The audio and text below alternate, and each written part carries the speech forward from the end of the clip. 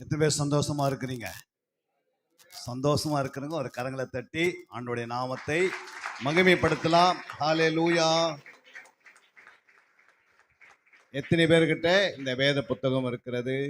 அவங்கள்ட்ட கரங்களை உயர்த்தி பிதாவாக தேவனுக்கு ஒரு அலையில சொல்லுங்க பார்க்கலாம். ஹல்லேலூயா. நிறைய பேர் வேத புத்தகம் கையில் கொண்டு வரலையா?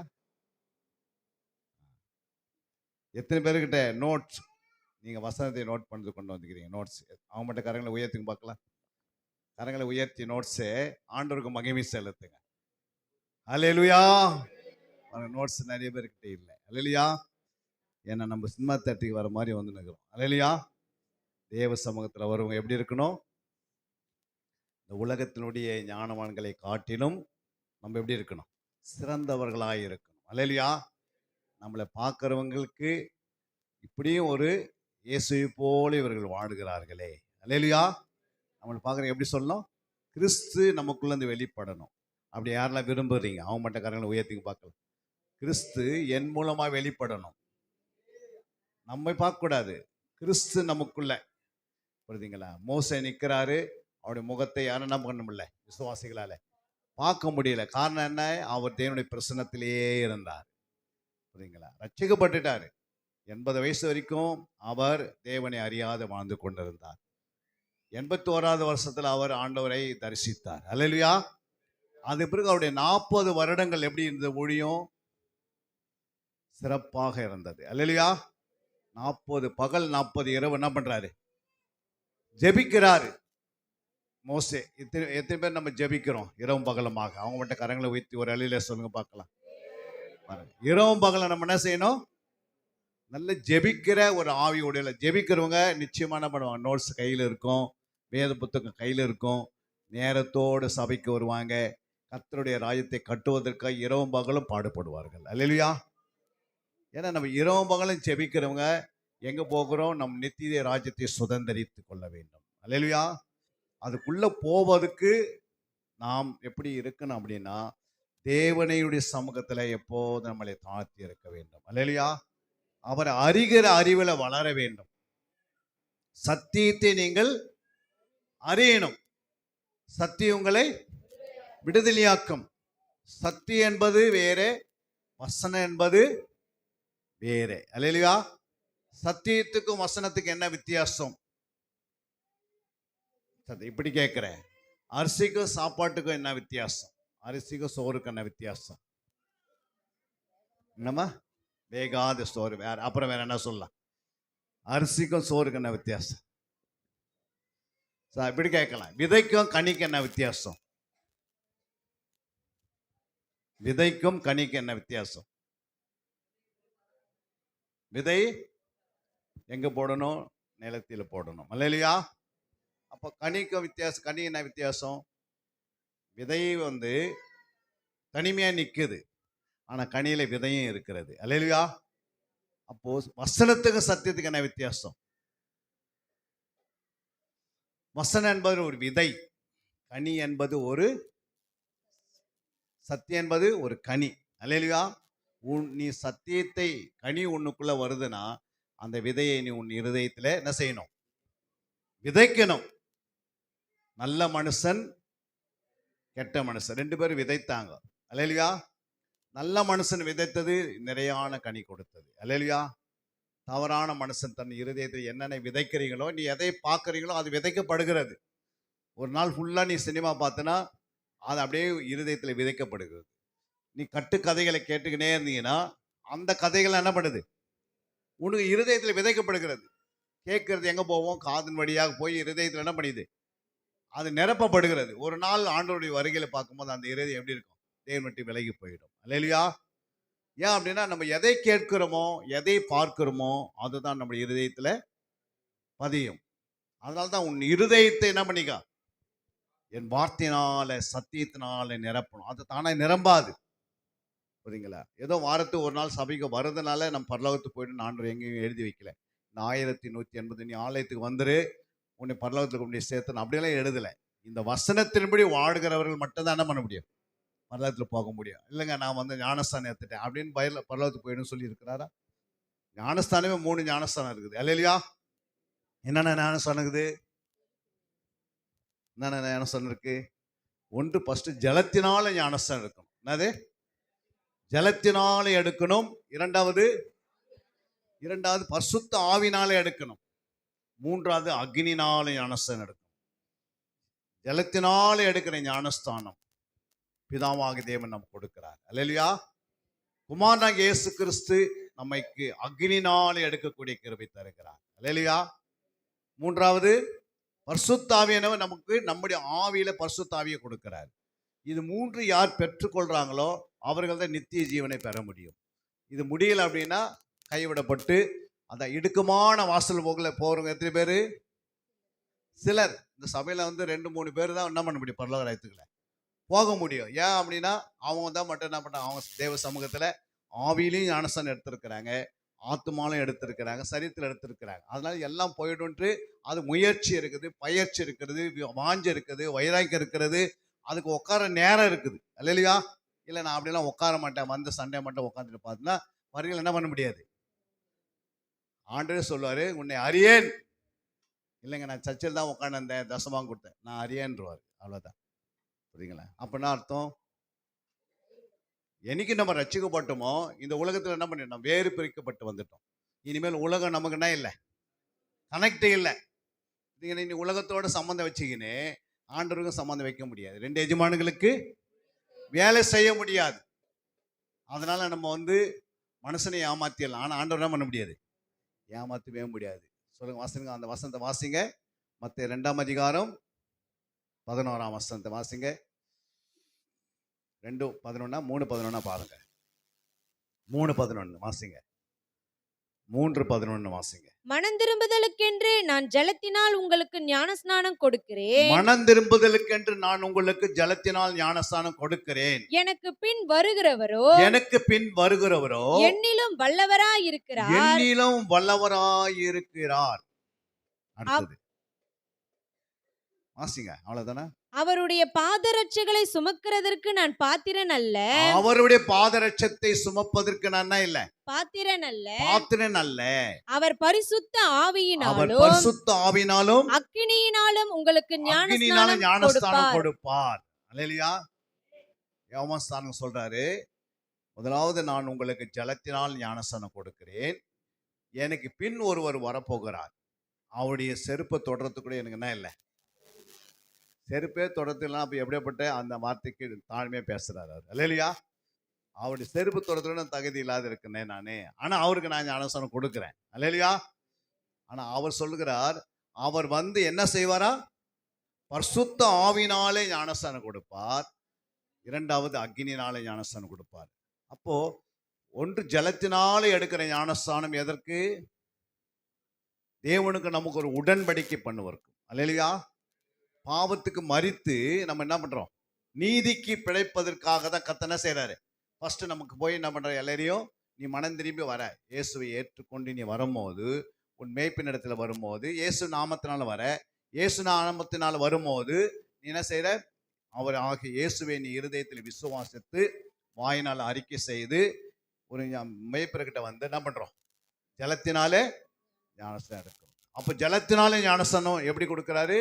பிதா, குமாரன், பரிசுத்த ஆவி நாமத்தினாலே, அந்த திரியேகையுடைய நாமத்தினால என்ன பண்றாரு? அவரு உங்க மேய்ப்பர் ஞானஸ்நானம் கொடுக்கிறாரு. ஏன் 3 பேர் ஆண்டு சொல்றாரு? ஏன் உங்களுடைய மேய்ப்பன் 3 பேரை சொல்றாரு ஞானஸ்தானத்துக்கு? 3 பேரும் ஒரே ஆளு. ஓகே, ஏன் 3 பேர் கொடுக்கிறாரு? ஐயா சொல்லுவாரு, ஓட்டு வாய் விட்டுங்கிறாரு ஐயா. சொல்லுங்க. ஒரு அர்த்தம் இருக்குல்ல, ஏன் 3 பேர் மேல ஞானஸ்தானம் கொடுக்கணும் அப்படின்னு ஏன் கொடுக்குறான்னா, ஆண்டவர் அங்கே வசனம் சொல்லுகிறது, பிதாவுடைய நாமம், குமாரனுடைய நாமம், பரிசுத்தாவினுடைய நாமம். இந்த பிதாவுடைய நாமனுடைய அந்த நாமத்தினாலே அவர் கொடுக்கும் போது பிதா அவருடைய ஜீவ புஸ்தகத்தை திறக்கிறார் பரலோகத்துல அன்னைக்கு நாளில். அல்லேலூயா. உங்க பேர் அன்னைக்கு அந்த ஜீவ புஸ்தகம் போய் ஏறுது, நீ ரட்சிக்கப்பட்ட நாட்கள்ல. இரண்டாவது ஆண்டவர் என்ன செய்யறாரு? குமாரனுடைய நாமம். அப்படின்னா குமாரனுடைய பேரை பரலோகத்துல தேவதூதன், பரிசுத்த தூதன் என்ன பண்ணுவாரு? அந்த ஆட்டுக்குட்டியானுடைய ஜீவ புஸ்தகத்தை என்ன பண்றாரு? அவர் திறக்கிறாரு. அன்னைக்கு உன் பேர் அந்த ஆட்டுக்குட்டியான புஸ்தகத்திலேயும் திறக்கப்படுகிறது, எழுதப்படுகிறது. அல்லேலூயா. மூன்றாவது ஆண்டவர் என்ன செய்யறாரு? பரிசுத்தாவின் நாமம் சொல்லும் போது பரலோகத்தில அந்த இடத்துல என்ன உண்டாகுதுன்னா ஞாபக புஸ்தகம் ஒன்று இருக்கிறது. என்ன புஸ்தகம்? இது பரிசுத்தாவினுடைய ஞாபக புஸ்தகம். இந்த 3 புஸ்தகங்களும் திறக்கப்படுகிறது. அல்லேலூயா. அன்னைக்கு அந்த நாட்களிலிருந்து நீ மரணம் சந்திக்கிற நாட்கள் வரைக்கும் நீ என்ன செய்கிறன்றது, நீ ஒருத்தரை திட்டினால் அதில் எழுதப்பட்டிருக்கும், நீ ஒரு அடித்தால் எழுதப்பட்டிருக்கணும், அதில் நீ ஒருத்தருக்கு உதவி செய்தால் எழுதப்பட்டிருக்கு. எதுல? இந்த சரீரத்துல நீ என்னென்னலாம் செய்தையோ அத்தனை என்ன பண்ணாதுல எழுதப்பட்டிருக்கணும். நீ எத்தனை நாள் என்னென்ன செய்தாய் என்று சரீரத்துல என்று அத்தனையுமே அதுல எழுதப்பட்டிருக்கும். அல்லேலூயா. அதே மாதிரி உங்களுடைய ஆத்மாவில் என்னென்ன மனசுல என்னென்ன செய்தியோ அதெல்லாம் ஆட்டுக்குட்டியான ஜீவ புஸ்தகத்துல எழுதப்படும். புரியுதுங்களா? மூன்றாவதாக ஞாபக புஸ்தகத்துல உன் ஆவில என்னென்ன பேசின, நீ எவ்வளவு ஆண்டவரை துதித்த, எவ்வளவு ஜெபித்த, எவ்வளவு ஆண்டவர் சோத்திரம் பண்ணின, எவ்வளவு மற்றவங்களுக்கு போய் எதிர்த்து பேசின, கலகப்படுத்தின, மற்றவர்களை போட்டு கொடுத்த, மற்றவர்களை அடிக்க வைத்த, சண்டை போட வைத்த, இதெல்லாம் எங்க இருக்கும்? ஞாபக புஸ்தகத்துல இருக்கும். அப்போ புஸ்தகங்கள் திறக்கப்படுகிறது. 2 கொரிந்தியர் 5:10 வாசிக்கும் போது 2 கொரிந்தியர் 5:10. ஏனென்றால் சரீரத்தில் அவனவன் செய்த நன்மைக்காவது சரீரத்தில் அவனவன் செய்த நன்மைக்காவது தீமைக்காவது தக்க பலனை அடையும்படிக்கு நாம் எல்லாரும் கிறிஸ்துவின் நியாயாசனத்திற்கு முன்பாக வெளிப்பட வேண்டும். அல்லேலூயா. கிறிஸ்துவுக்கு ஒரு நியாயசங்கம் இருக்கிறது. அந்த நியாயசங்கத்துல போய் நம்ம என்ன செய்யணும்? ஒரு நாள் நிக்கணும். அல்லேலூயா. அப்போ ஆட்டுக்குட்டியான புஸ்தகம் அப்படியே திறக்கப்படும். திறந்த பிறகு உன்னை சொல்லுவாரா, இந்த மாதிரி உன் புஸ்தகத்துல என்ன இல்லை, நீ ரட்சிக்கப்பட்டது உண்மை, ஆனா ஆண்டவருக்காக எந்த நன்மையும் நீ செய்யல, இதுவரைக்கும் ஒரு ஆத்மா ஆதாயம் செய்யல, நீ தவறு செய்தது நிறைய இருக்கிறது, அதனால உங்க என்ன இல்லைங்க, இங்க இடமே கிடையாது. அல்லேலூயா. அப்போ ஆண்டவர் நீ கேட்ப, ஆண்டவரே நான் உனக்காக அது செய்து அவர் சொல்லுவாரு, நீ உனக்கு வஸ்திரத்தை ஃபுல்லா நீ இழந்துட்டு என்ன பண்ணுகிறீங்க, நீ நின்று இருக்கிறேன் மத்தேயு 22 சொல்லப்பட்டிருக்கு. அது அப்புறம் போய் வாசிக்கலாம். அப்ப என்ன அர்த்தம்? அந்த புஸ்தகத்துல நீ என்ன செய்யற? ஒரு ஸ்கூலுக்கு போறவங்க என்ன பண்ணுவாங்க? புஸ்தகத்துல போய் அட்டனன்ஸ் கொடுக்கும் போது பி போடுறாங்களே இல்லையா? அவங்க பரீட்சை எதுனா மார்க் போடுறாங்க. புரியுங்களா? இப்படி வருஷம் முடிஞ்சா அவங்களுக்கு பரீட்சை பாஸ் பண்றாங்க. அது மாதிரி நீ ஆண்டோடைய சபையில நீ சேர்க்கப்பட்ட பிறகு நீ ஆண்டவருக்காக எவ்வளவு ஒர்க் பண்ணியிருக்கிற, புரியுங்களா? அவருடைய ராஜ்யத்துக்காக என்னென்ன நீ செய்த என்று எல்லாம் அதுல இருக்கும். இப்போ உங்களுக்கு அறியாதனால இப்ப நாங்க இந்தியன் ஆர்மியில இருந்து இந்தியன் ஆர்மியில 16 வருஷம் சர்வீஸ் பண்ணோம். அல்லேலூயா. அப்புறம் நம்முடைய சென்னையில ஓவர்ஸ் பேங்க்ல போயிட்டு ஒரு 2 வருஷம் வேலை செய்தோம். அதுக்கு பிறகு டிஃபென்ஸ்ல இப்போ வேலை செய்து கொண்டிருக்கிற இடத்துல ஒரு 25 வருஷம் வேலை செய்துட்டோம். அல்லேலூயா. ஆனா 40 வருஷம் வேலை செய்து கொண்டு இருந்தாலும் ஒரு 25 வருஷம் என்ன பண்ணுகிறோம்? ஒரு 7000 பேர் உருவாக்கப்பட்டிருக்கிறாங்க வேலை செய்துக்கினேன். இரவு பக்கம் அதுக்காக ஓடிக்கொண்டு. ஏன் அப்படின்னா இந்த 3 புத்தகத்துல என்ன பண்ணோம்? என் பேரை நான் என்ன செய்யணும்? நிறைய நற்கிரிகளை செய்து நிரப்பணும். அப்போ ஒரு நாள் போகும்போது ஆண்டவனை செய்வார், பிதாவாக தேவன் கூப்பிட்டு ஒரு நீதியின் கிரீடத்தை தலைமையில் வைப்பார். வைக்க மாட்டாரா? பரலோகத்தில் தான் கிரீடங்கள் வைக்கப்படும். இன்னைக்கு நீ வெளிநாட்டில் போயிட்டு ஒரு இந்தியா லெவலில் போய் நீங்கள் ஒரு ரன்னிங் ரேஸ் பண்ணுறீங்க, ஒரு ஸ்போர்ட்ஸ் பண்ணுறீங்கன்னா அவங்களுக்கு ஒரு ப்ரைஸ் கொடுக்கும்போது எப்படி கொடுக்குறாங்க? எக்காலம் ஓதப்பட்டு அந்த இந்திய தேசத்தினுடைய பாடலை பாடி என்ன பண்ணுறாங்க? கொடியை ஏற்றி அந்த மனுஷனுக்கு அந்த கிரீடங்களை வைக்கிறேன். பார்த்துக்கிறீங்களா? எத்தனை பேர் பார்த்துக்கிறீங்க? அப்போ சாதாரண மனுஷனுக்கு ஆண்டவர் கொடுத்த அறிவினால் இப்படி செய்தா இந்த உலகத்தை படைத்த தேவன், அண்ட சராசரங்களை படைத்த தேவன், அவர் எப்படி மகிமைப்படுத்துவாரு? அவருக்காக ஓடி ஓடி உழைக்கிறவங்களை ஆண்டு ஒரு நாள் வெறுமை விடவே மாட்டாரு. நீங்க அமைதியாக உட்காந்து இருந்தீங்கன்னா உங்க அந்த புஸ்தகம் என்ன இருக்காது, எம்டியா தான் இருக்கும். அப்புறம் அதுவே தானே கிரிக்கி போட்டு உங்களுக்கு பேரே இருக்காதபடிக்கு நீங்க போய் திரும்பி வர்றதா கூட இருக்கும் பரலோகத்துக்கு போய். அல்லேலூயா. எத்தனையோ பேர் திரும்பி வந்திருக்கிறாங்க. ஒரு சான்ஸ் தான் இந்த பூமியில நமக்கு என்ன பண்ணார்? ஆண்டவர் கொடுத்திருக்கிறார். அப்போ இந்த புஸ்தகத்துல பெயர்கள் சும்மா எழுதப்படுமா? அதே நீங்க பிரசங்க 11ஆம் அதிகாரம் கடைசி 2 வசனத்தை வாசித்து பாருங்க. பிரசங்க 11 கடைசி 2 வசனத்தை வாசிங்க. மைக்கில டக்குன்னு எடுத்து வாசிங்க பார்க்கலாம். வாலிபனே, உன் இளமையிலே சந்தோஷப்படு, உன் வாலிப நாட்களிலே உன் இருதயம் உன்னை பூரிப்பாக்கட்டும். கடைசியில 2 வசனம், அந்த அதிகாரத்துல கடைசியில் 2 வசனம் என்ன? காரியத்தின் கடைத்தொகையை கேட்போமாக. காரியத்தின் கடைத்தொகையை கேட்பாமாக. தேவனுக்கு பயந்து தேவனுக்கு பயந்து அவர் கற்பனைகளை கைக்கொள். அவருடைய கற்பனை கைக்கொள். எல்லா மனுஷர் மேலும் விழுந்த கடமை இதுவே. எல்லா மனுஷர்கள் மேல் விழுந்த கடமை கடமை இதுவே. இதுவே. ஒவ்வொரு கிரியையையும் ஒவ்வொரு கிரியையும், அந்தரங்கமான ஒவ்வொரு காரியத்தையும், அதாவது அந்தரங்கமான ஒவ்வொரு காரியத்தையும், நன்மையானாலும் நன்மையானாலும் தீமையானாலும் தீமையானாலும் தேவன் நியாயத்திலே கொண்டு வருவார். தேவன் நியாயத்தில் கொண்டு வருவார். அல்லேலூயா. நீ அந்தரங்கமா செய்யற காரியங்களையும், நீ ஒவ்வொரு கிரியைகளையும் நீ என்ன பண்ற எல்லாருக்கும் தெரியும். நம்மளாம் எங்கேயுமே போக முடியாது. அந்த ஸ்கேன்ல எப்படி நம்ம போயிட்டு ஒரு எலும்பு முறிவா இருக்குது அப்படின்ட்டு எக்ஸ்ரே எடுக்கும் போது டக்குன்னு பண்ணுது, அதில் தப்பா காட்டாது. அந்த ஸ்கேனே கர்த்தர் கொடுத்த ஞானத்தினால அந்த ஸ்கேனை கண்டுபிடித்துக்கான ஞானத்தை கொடுத்தாரு. அந்த ஸ்கேனை ஒரு எலும்புக்குள்ள என்ன ப்ராப்ளம் காட்டுன்னா, நம்ம எங்கே போய் கொண்டிருக்கிறோம், எங்கே வந்து கொண்டிருக்கிறோம், எவ்வளோ தூங்கி கொண்டிருக்கிறோம், எவ்வளோ படுத்து கொண்டிருக்கிறோம், எவ்வளோ எங்கே போய் என்ன பண்ணுறோம், அந்தரங்கத்தில் பண்ணுற பாவங்கள் எல்லாம் மூட்டை கட்டி எங்கே பண்ணுவார் ஆண்டவர்? ஸ்கேனில் கொண்டு வந்து நிறுத்துவார். அல்லேலூயா. அப்போ நீ சொல்ல உன்னுடைய கிரிகளையும் உன்னுடைய அந்தரங்கமான காரியங்களையும் கர்த்தர் என்ன பண்ணுவார்? நியாயத்தில் கொண்டு வருவார். அல்லேலூயா. அப்போது புஸ்தகம் என்ன பண்ண திறக்கப்பட்டு, இதெல்லாம் அந்த புஸ்தகம் திறக்கப்படுகிறது. பிதா தன்னுடைய புஸ்தகத்தை திறப்பார். அல்லேலூயா.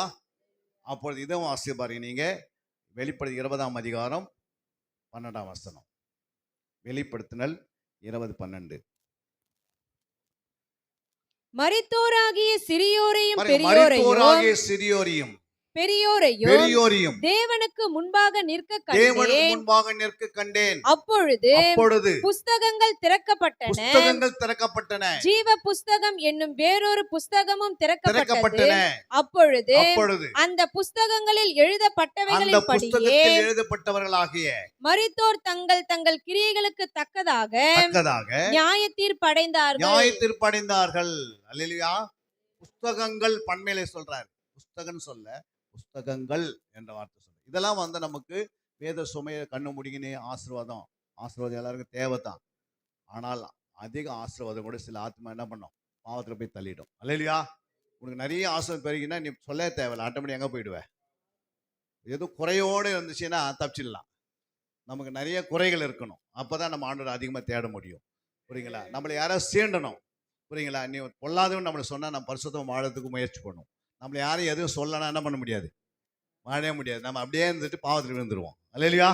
நம்மளை யாரும் சீண்டணும், யாராவது எதனா தொல்லை கொடுக்கணும், யாராவது ப்ரெஷர் பண்ணணும், ஏதாவது மூட்டை கட்டி நமக்கு மேலே எதாவது 1000 படி போட்டால் கர்த்தர் வேகமாக நம்மளை பரிசுத்தமாக்கிடுவார். அல்லேலூயா. ஏன்னா அப்படி சொல்கிறவங்கள தான் கர்த்தர் மேலே எழுப்ப முடியும். ஏன்னா நமக்கு யாருமே எதுவும் சொல்லணும்னு வச்சுக்கா, அப்போ நான் அர்த்தம் ஆண்டவர் நம்மோடு பேசுகிறேன்னு அர்த்தம். அல்லேலூயா. நம்மோட ஆண்டவர் பேசுகிறாருன்னா நம்மளை சரிப்படுத்து தான் பேசுவார். புரியுங்களா? நம்மளுக்கு சரியான படிகளை கொண்டு வருவதுக்கு தான் வைராக்கியத்தை உண்டு பண்ணிடுவார். பரிசுத்தத்துக்கு ஒரு வைராக்கியம் இருக்கிறது. அல்லேலூயா. பரிசுத்த அன்பிற்கு ஒரு வைராக்கியம் இருக்குது. அந்த வைராக்கியம் நமக்குள்ள வருவதற்காக நம்ம என்ன செய்யணும்? ஆண்டவருக்காக ஓடிக்கொண்டிருக்கும் போது தான் பல பிரச்சனைகள் வரும். நீங்கள் உட்காந்து கம்முன்னு தூங்கிட்டு தானே எந்த பிரச்சனையுமே வராது. நீ ஆண்டவர் விட்டு விலகிட்டேன்னு அர்த்தம். அல்லேலூயா. கர்த்தருக்காக நீ ஓடும் போது தான் பல பிரச்சனைகள் வருது. ஜெபத்துக்கு நீ போகும்போது தான் பல பிரச்சனை வரும். புரியுங்களா? பல தூக்கங்கள் வரும், கண்மயக்கங்கள் வரும். ஐயோ ஏன் தூக்கம் வருதுன்னா அப்போ பிசாசு என்ன பண்ணுறான்? அந்த ஜெபத்தை தடுக்கிறான். முடியலையே அப்படின்னு சொன்னா அர்த்தம் சத்துரு வந்துட்டான். அப்போ ஏன் சொல்ல வரேன்னா, ஒரு புஸ்தகங்கள் ஆண்டவர் சொல்லியிருக்கிறாரு. இந்த புஸ்தகத்தில் நம்முடைய பெயர்கள் எழுதுகிறோமா? இது எழுதுவதற்காக நம்ம உழைக்கிறோமா? இதற்காக நம்ம 8 மணி நேரம் என்ன பண்ண 24 மணி எனக்காக ஓடிவான்னு சொல்ல. நீ எதை செய்தாலும் அதில் என்ன இருக்குது? கர்த்தருக்கென்று செய்கிறோம் நம்ம. அல்லேலூயா. நீ 8 மணி நேரம் வேலை செய்யறதுனா அது கர்த்தருக்கென்று வேலை செய்கிறாய். தூங்கினாலும் கர்த்தருக்கென்று தான் தூங்குகிறாய். சாப்பிட்டாலும் கர்த்தருக்காக தான் சாப்பிடுகிறாய். உபவாசம் இருந்தாலும் கர்த்தருக்காக தான் உபவாசம் இருக்கிறாய். நீ சம்பளம் வாங்கினாலும் கர்த்தருக்காக தான் வாங்குகிறாய்.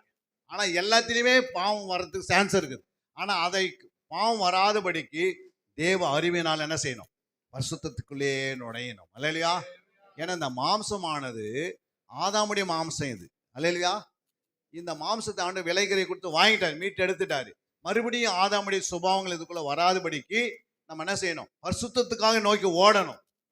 நீங்க அமைதியா இருந்தீங்கன்னா கர்த்தர் என்ன பண்ணுவான்? சாத்தான் என்ன பண்ணுவான்? நம்மளை பாவத்தில் தள்ளி விட்டுருவான். அல்லேலூயா. அதனாலதான் இந்த சரீரத்தை ஒரு நாள் ரெஸ்டா கொடுக்கக்கூடாது. என்ன பண்ணக்கூடாது? இந்த சரீரத்துக்கு ரெஸ்ட் கொடுக்கக்கூடாது. ஏன்னா இது மண்ணுக்கு போற சரீரம். இந்த மண்ணான சரீரம் இந்த ஒரு நாள் இந்த மண்ணு சரீரம் என்ன பண்ண இந்த சரீரத்தை புசிக்கும். ஏன்னா இந்த மண்ணிலே விளையுதெல்லாம் நம்ம புசிக்கிறோம். ஒரு நாள் மண்ணானது இந்த சரீரத்தை என்ன செய்யும்? புசிக்க போகிறது.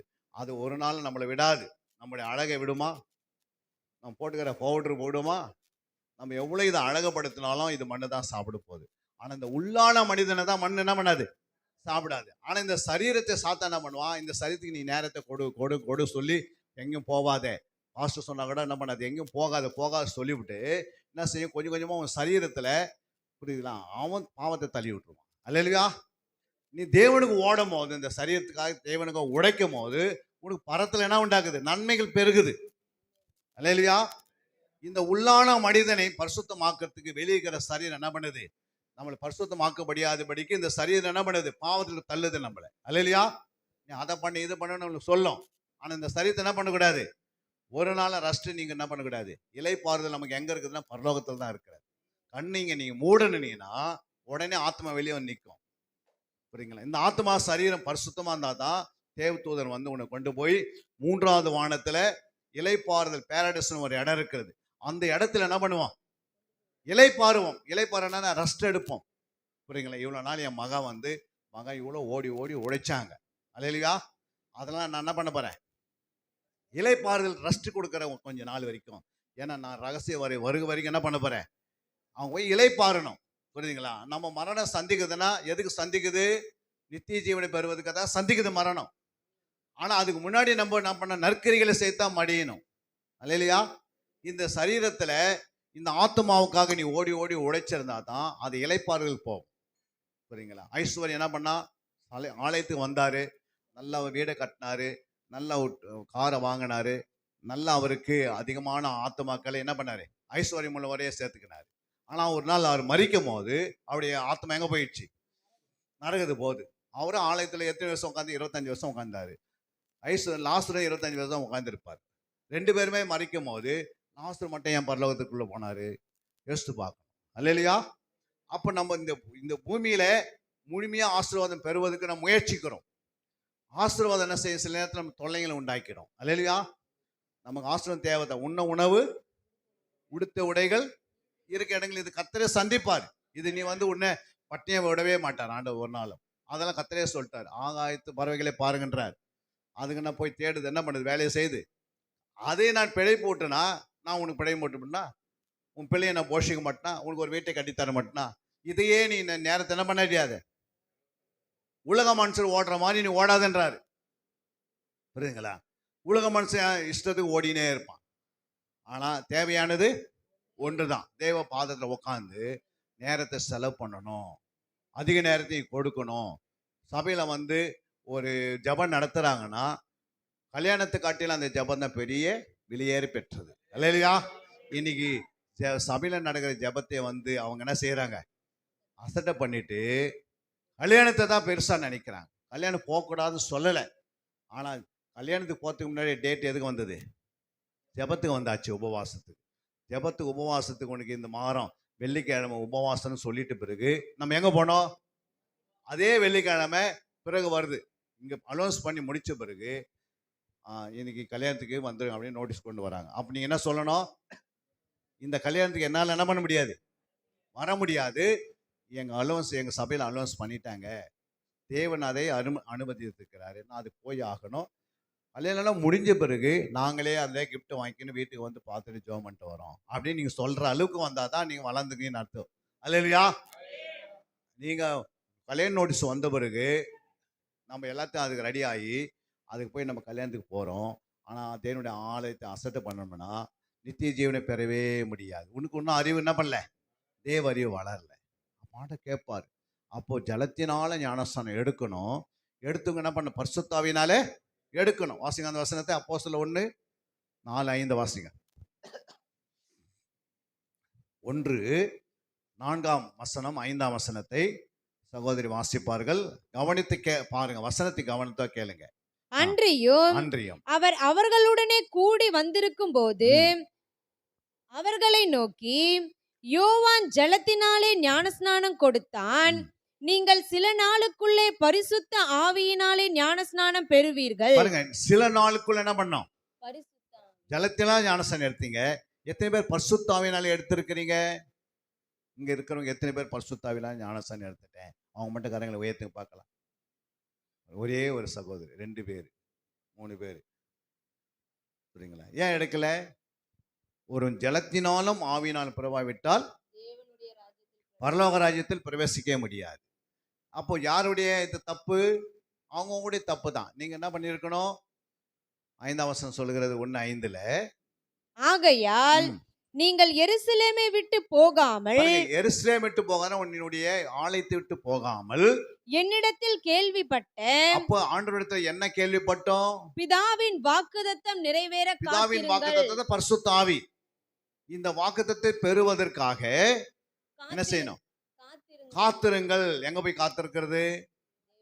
அவங்க எருசலேமில் காத்திருந்தாங்க. நம்ம எங்க காத்திருக்கு? பரிசுத்த பெறுவதற்கு தேவாலயத்தில். எத்தனை பேர் நான் 3 பகல் 3 இரவு காத்திருக்கிறேன், இல்லை 24 மணி நேரம் காத்திருந்து ஜெபம் பண்ணி, ஆண்டவரே எனக்கு உங்களுடைய ஆவியை ஊற்றினாலோடைய நான் இந்த இடத்த விட்டு போக மாட்டேன் அப்படின்னு எத்தனை பேர் சொல்லி ஜெபம் பண்ணியிருக்கிறீங்க?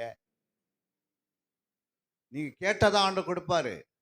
அங்க என்ன பண்ணுது? ஆண்டு சொல்றாரு, கட்டளை எடுக்கிறார். இந்த வாக்கு தத்துவத்தை பெற என்ன செய்யுங்க?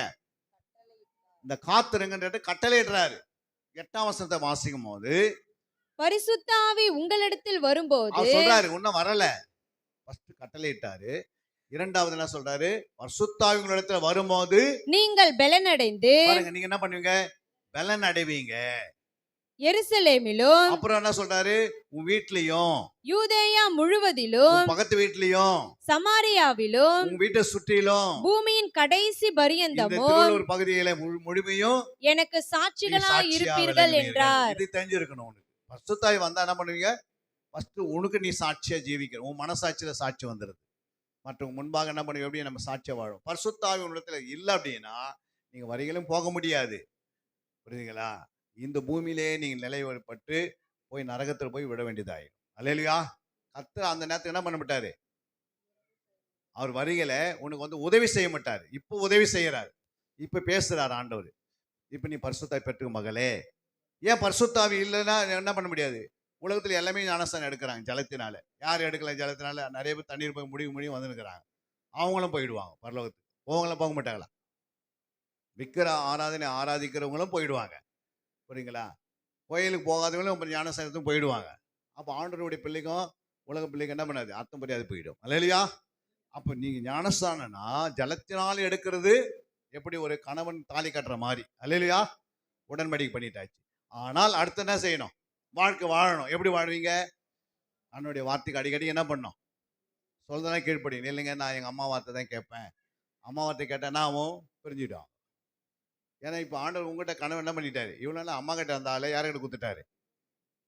யார்கிட்ட வந்துட்டீங்க? இப்போ தாலி யார் கட்டந்து?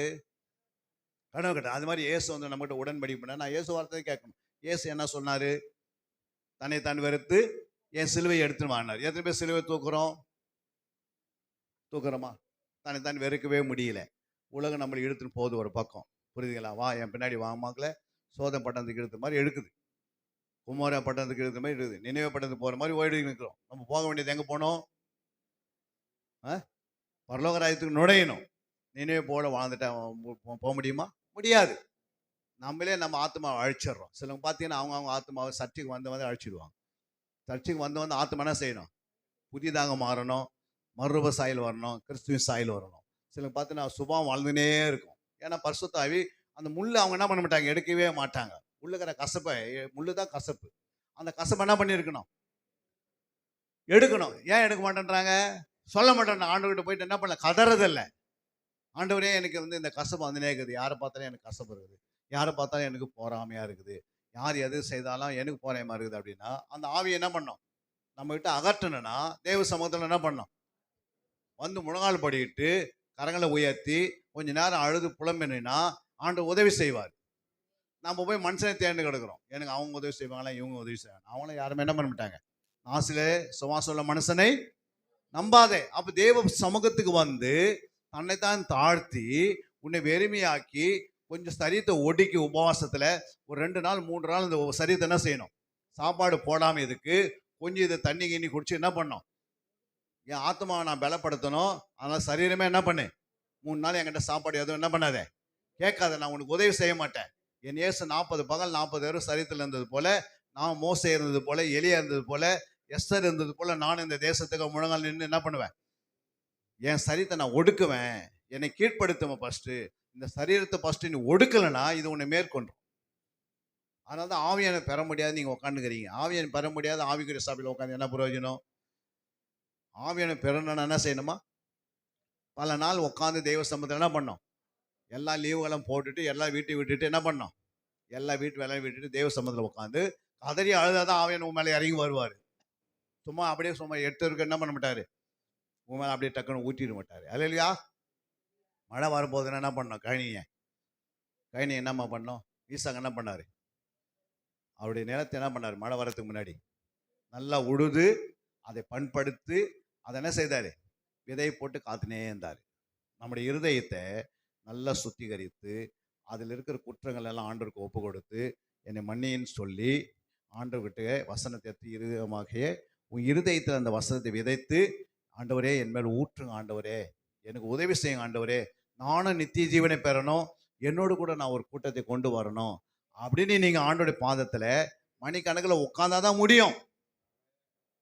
நீங்க எதையுமே சொல்லாத அப்படியே வந்து சண்டே மட்டும் 2 ஹவர் 1 ஹவர் உட்காந்துட்டு திருவந்து எடுத்துட்டா பரலோகத்துக்கு போயிடலாம் நம்ம நினைக்கிறோம். அல்லையா? சில திருவந்து எடுக்கும் போதே சத்துரு உள்ள நுழைஞ்சு வேலை செய்ய நிற்பான். அல்லையா?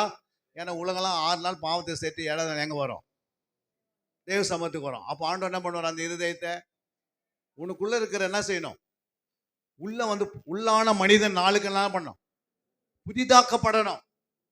அது தானா உருவாகாது. அதுக்கு நீ என்ன பண்ண, நேரத்தை ஒதுக்கணும். அதான் ஆண்டவர் சொன்னாரு, என்ன சொன்னாரு, அதிகாலையில் என்னை தேடுகிறவன். அப்ப அதிகாலை எத்தனை பேர் தேடுறோம் சொல்லுங்க, நடு ராத்திரியில் எத்தனை பேர் தேடுறோம், இடைவிடாமல் ஜெபம் பண்ண சொன்னார். எத்தனை பேர் இடைவிடாமல் ஜெபம் பண்றோம், இடைவிடாமல் வேதத்தை என்ன செய்யுங்க வாசி சொல்றோம். ஏன்னா நமக்கு வந்து இது மேல என்ன இல்லை, பசி தாகம் இல்லை. புரியுதுங்களா? இது மேல என்ன இல்லை, வசனத்தை மேல பசி தாகம் இல்லை. நம்மளை சரிப்படுத்தி முடியல. இன்னும் நம்முடைய ப்ராப்ளம் நம்மளை என்ன பண்ணுது, மூட்டை கட்டி இருக்குது. புரியுங்களா? இன்னும் நம்முடைய குறைகள் நிறைய வச்சுன்னு இருக்கிறோம். இப்போ லிஸ்ட் போட்டு நீங்க கொடுங்க, நான் ஜபம் நடத்துறேன் அப்படின்னு சொன்னா ஒவ்வொரு கிட்ட இருந்து எத்தனை குறிப்பு வரும்? அந்த குறிப்பில் என் வீட்டுக்கார அம்மா ரட்சிக்கப்படலை அப்படின்னு குறிப்பு வருமா? இல்லை என் பக்கத்து வீட்டில் யாரும் ரட்சிக்கப்படலை அவங்களுக்காக குறிப்பு வருமா? ரட்சிப்பினுடைய குறிப்பு ஜப குறிப்பு ரொம்ப குறைவாகி, புரியுங்களா, நம்முடைய சரீர குறிப்பு தான் அதிகமாக பெருகுது. அதில் என் வியாதி ஒன்றும் போகவில்லை, என்னுடைய மூட்டு வலி இன்னும் போக மாட்டேங்குது, என் சரீரத்தில் கட்டி ஒன்றும் கரைய மாட்டேங்குது, இன்னும் பக்கத்து வீட்டில் கடன், என்னுடைய கடன் என்ன பண்ணல, இன்னும் கடங்கானே இருக்கிறேன், இன்னும் அந்த கடன்லாம் தீர்க்கப்படலை, அதுக்காக நான் ஜெபம் பண்ணேன். அப்படி தான் கேட்டுப்போம். நீயும் அநேக ஜாதிகள் கடன் கொடுப்பாய், நானும் கடன் வாங்காத இருக்குன்னு சொல்லி அந்த மாதிரி வாக்குத்தத்தத்தை பெற்று ஏன் முடியல? ஏன்னா கர்த்தரை நம்ம அறிகிற அறிவு ரொம்ப குறைவு. கர்த்தரை அறியாம ஒண்ணுமே செய்ய முடியாது. அறிவில்லாமல் ஜனங்கள் சங்காரமாகிறார்கள். அறிவு ஒருத்தருக்கு தேவ அறிவு இல்லைன்னா அவங்க யாரு, மிருக குணமா மாறுறாங்க. வாசிங்க அந்த வசனத்தை, 49வது சங்கீதத்துல கடைசி வசனத்தை வாசித்து பார்த்தீங்கன்னா அங்க ஆவியானவர் பேசுகிறாரு. அவர் என்ன சொல்கிறார் பாருங்க தெளிவா. அவங்க மிருக குணமுள்ளலாம் மாறிட்டாங்களாம், தேவனை அறிகிற அறிவு குறைவானதுனால. பாருங்க, கணம் பொருந்தினவனாய் இருந்தோம் அறிவில்லாத மனுஷன் அழிந்து போகும் மிருகங்களுக்கு ஒப்பாயிருக்கிறான். பாருங்க, சர்ச்சுக்கு வந்து இங்க உட்கார்ந்து இருக்கிறோம், இப்ப அமைதியா இருக்கிறோம். நம்மள யாராவது வெளியே போய் சீண்டனா என்ன பண்றோம், எதிர்க்கிறோம், போராடுறோம், கோவப்படுறோம். இதெல்லாம் யாருடைய குணம், மிருகத்துக்கு குணம். புரியுங்களா? நீங்க இங்க எப்படி இருந்தீங்களோ இதோடைய சாப்பிட்டா எங்க இருக்கணும், வெளியே இருக்கணும். ஏன் இருக்க மாட்டேன்றோம், நமக்கு குணமே மாறல. புரியுங்களா? ஆனா எப்படி இருக்கிறோம், கணம் பொருந்தவனா இருக்கும். நம்மளை பார்த்து 10 பேர் சோத்திரம்ன்றாங்க. நம்மளை எத்தனை பேர் பார்த்து சோத்திரம் பண்றாங்க, எல்லாமே சோத்திரம்ன்றோம். புரியுங்களா? சோத்திரம் பண்ணாத என்ன இருக்கிறாங்களா, அந்த கணம் நம்மளை கணம் பண்றாங்க, கணத்துக்குரியவளா இருக்கிறோம். ஆனா அறிவில்லாதனால என்ன பண்றோம், மிருக குணம் போல மாறுறோம். புரியுங்களா? அப்ப ஏன் மிருக குணம் வந்தது, அறிவு இல்லை. ஏன் அறிவில்லை, ஏமா அறிவில்லை? 19:5 வாசித்து பாருங்க. நீதிமொழிகள் 19:5. நீதிமொழிகள் 19:5.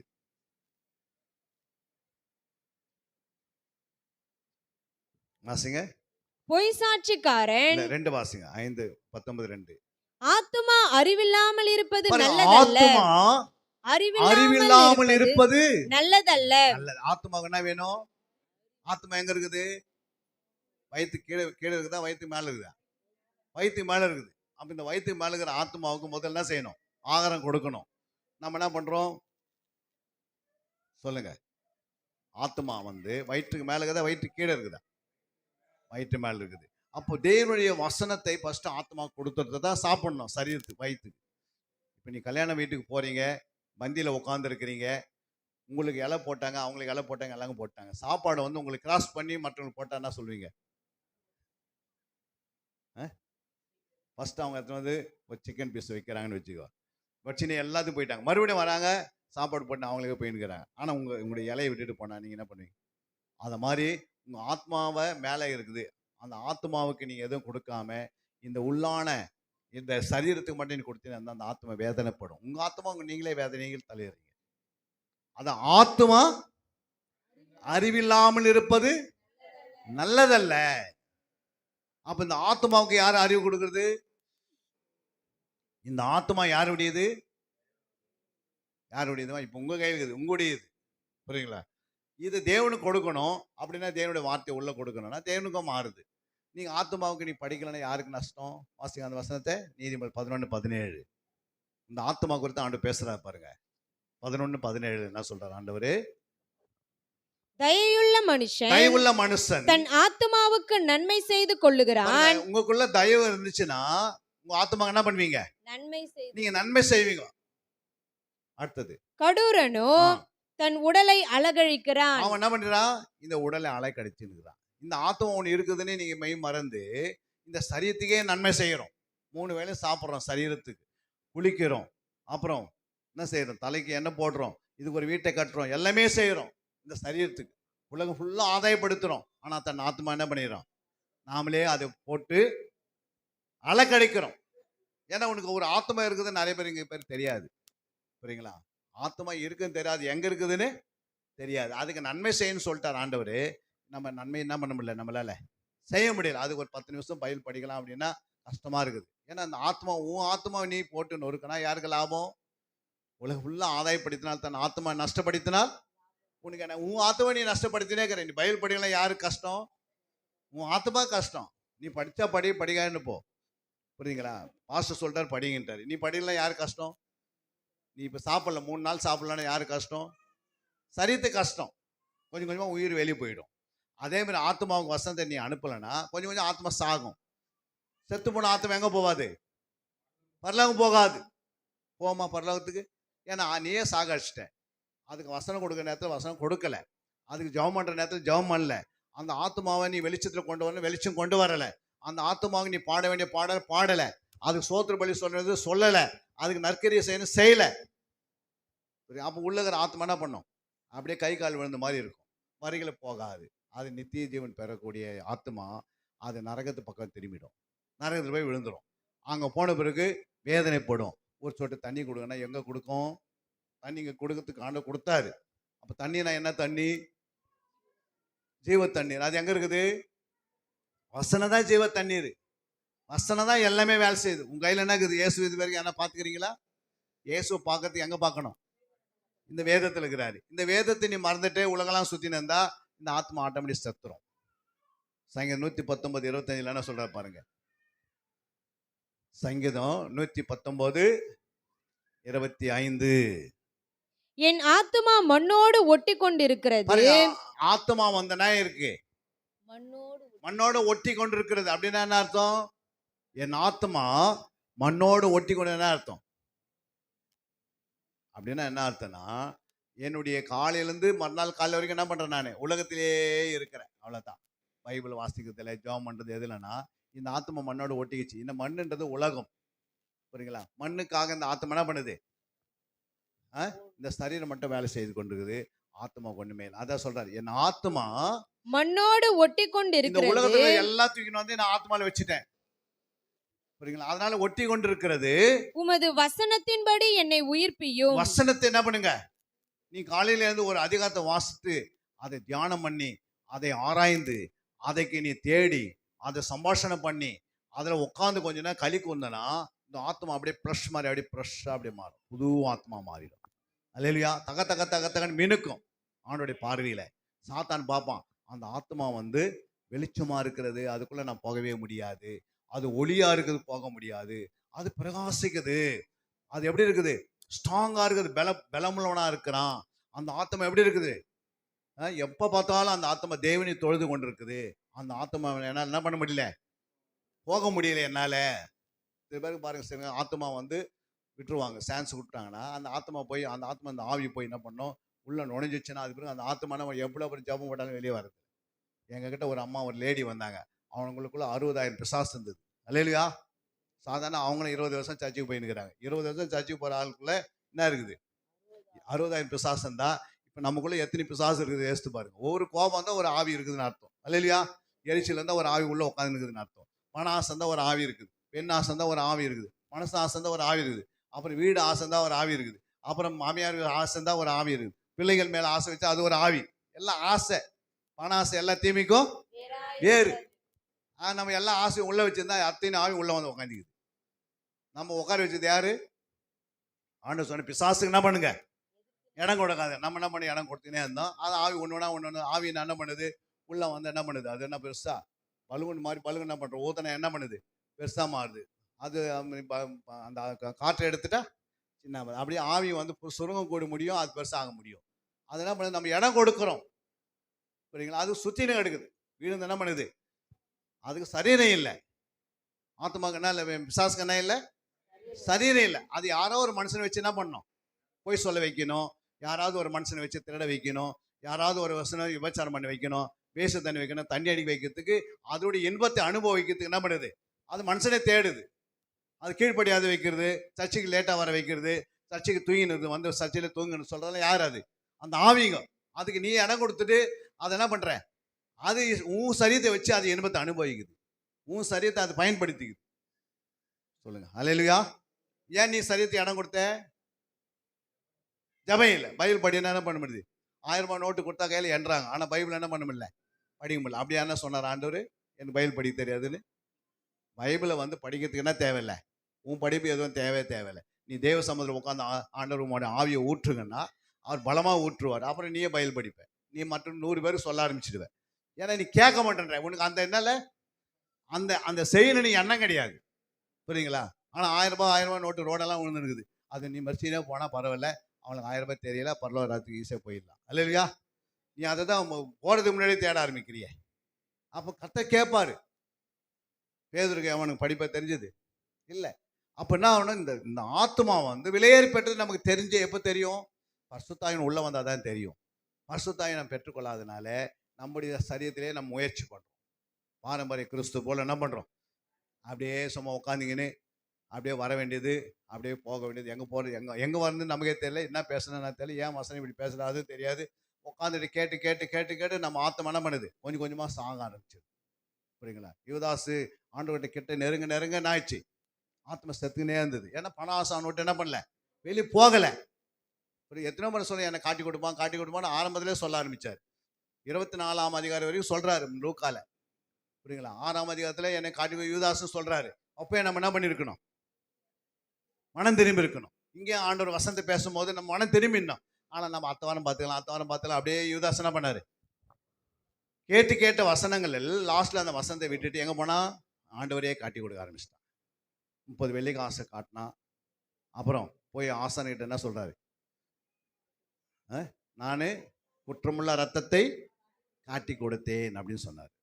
உடனே ஆசான் என்ன பண்ணோம், ஆசாரிகிட்ட போகும்போது என்ன செய்யணுமா, உடனே நீ போய் என்ன பண்ண, ஒரு ஆடை கொண்டு வா, ஒரு புறாவை கொண்டு வா, நம்மளுக்கு பலி செலுத்திருந்தா அந்த தப்பி தான் அவனுக்கு மன்னிக்கப்பட்டிருக்கும்.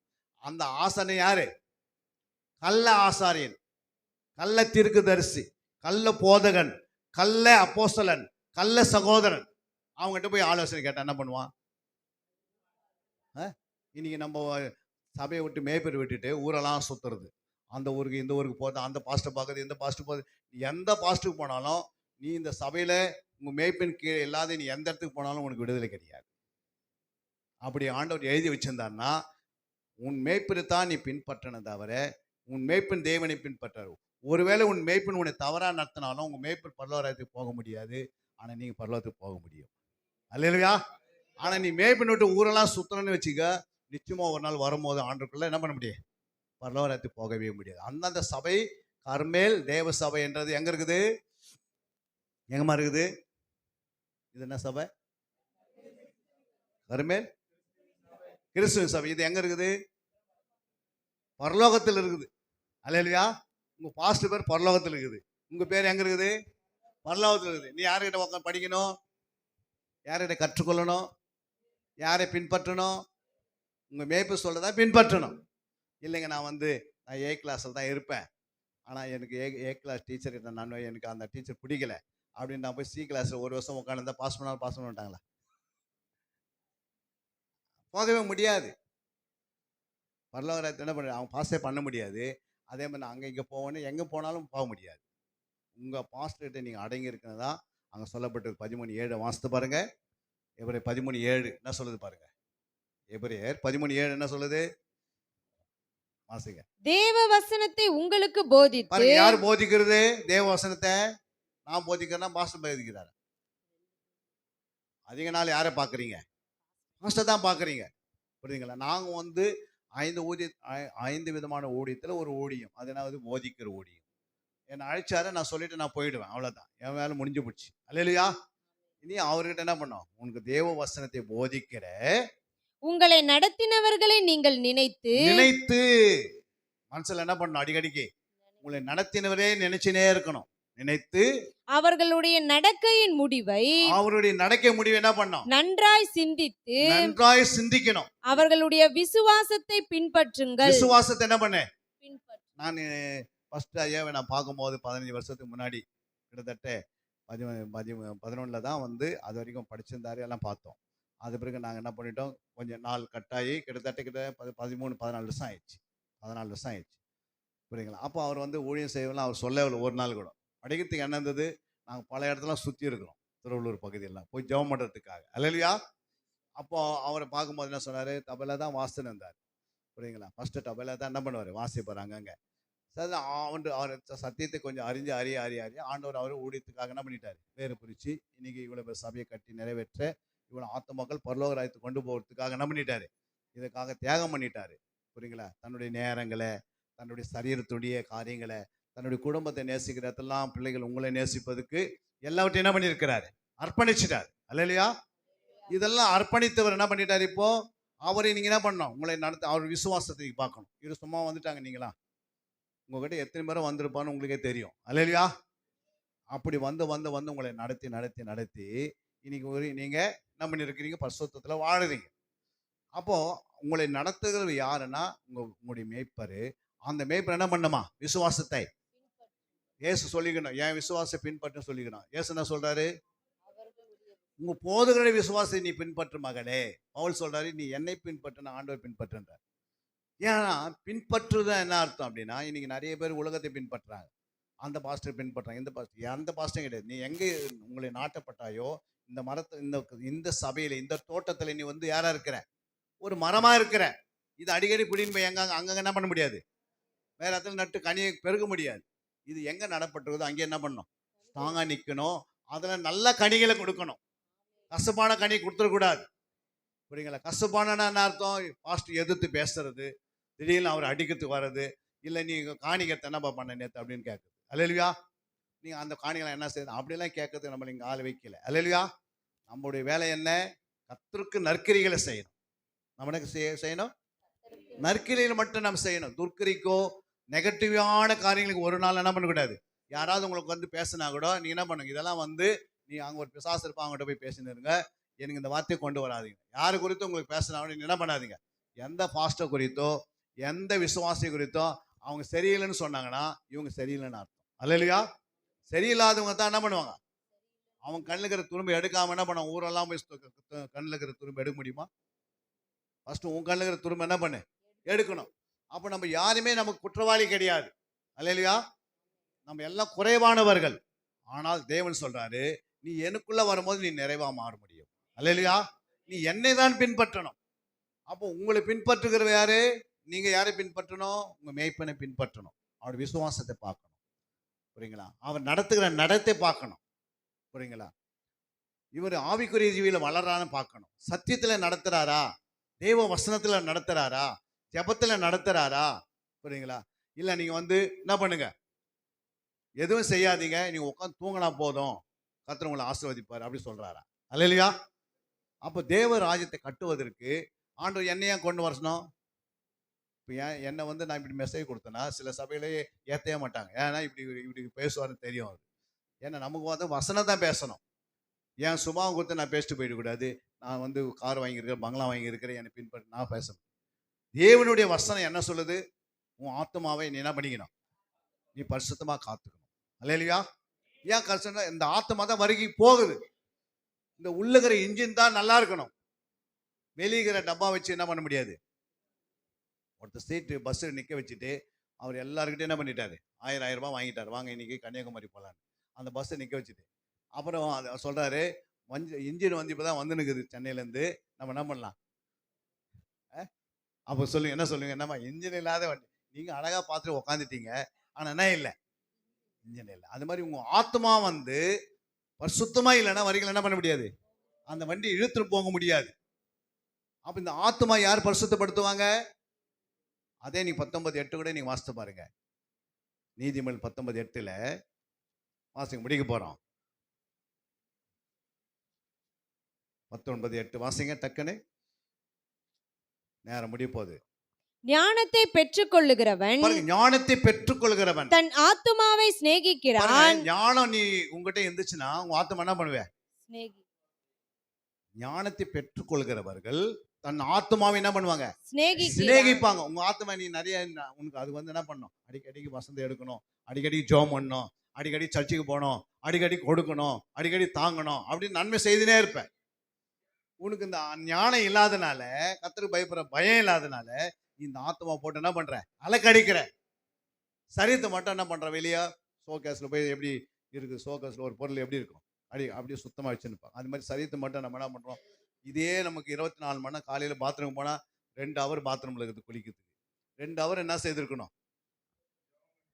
அதில் 1/4 மணி நேரம் தான் பாத்ரூமுக்கு டைம் கொடுத்துட்டு 1.25 மணி நேரம் நீ சரீரத்துக்கு விட்டுட்டு ஆத்மா கொடுத்துட்டு இருக்கணும்.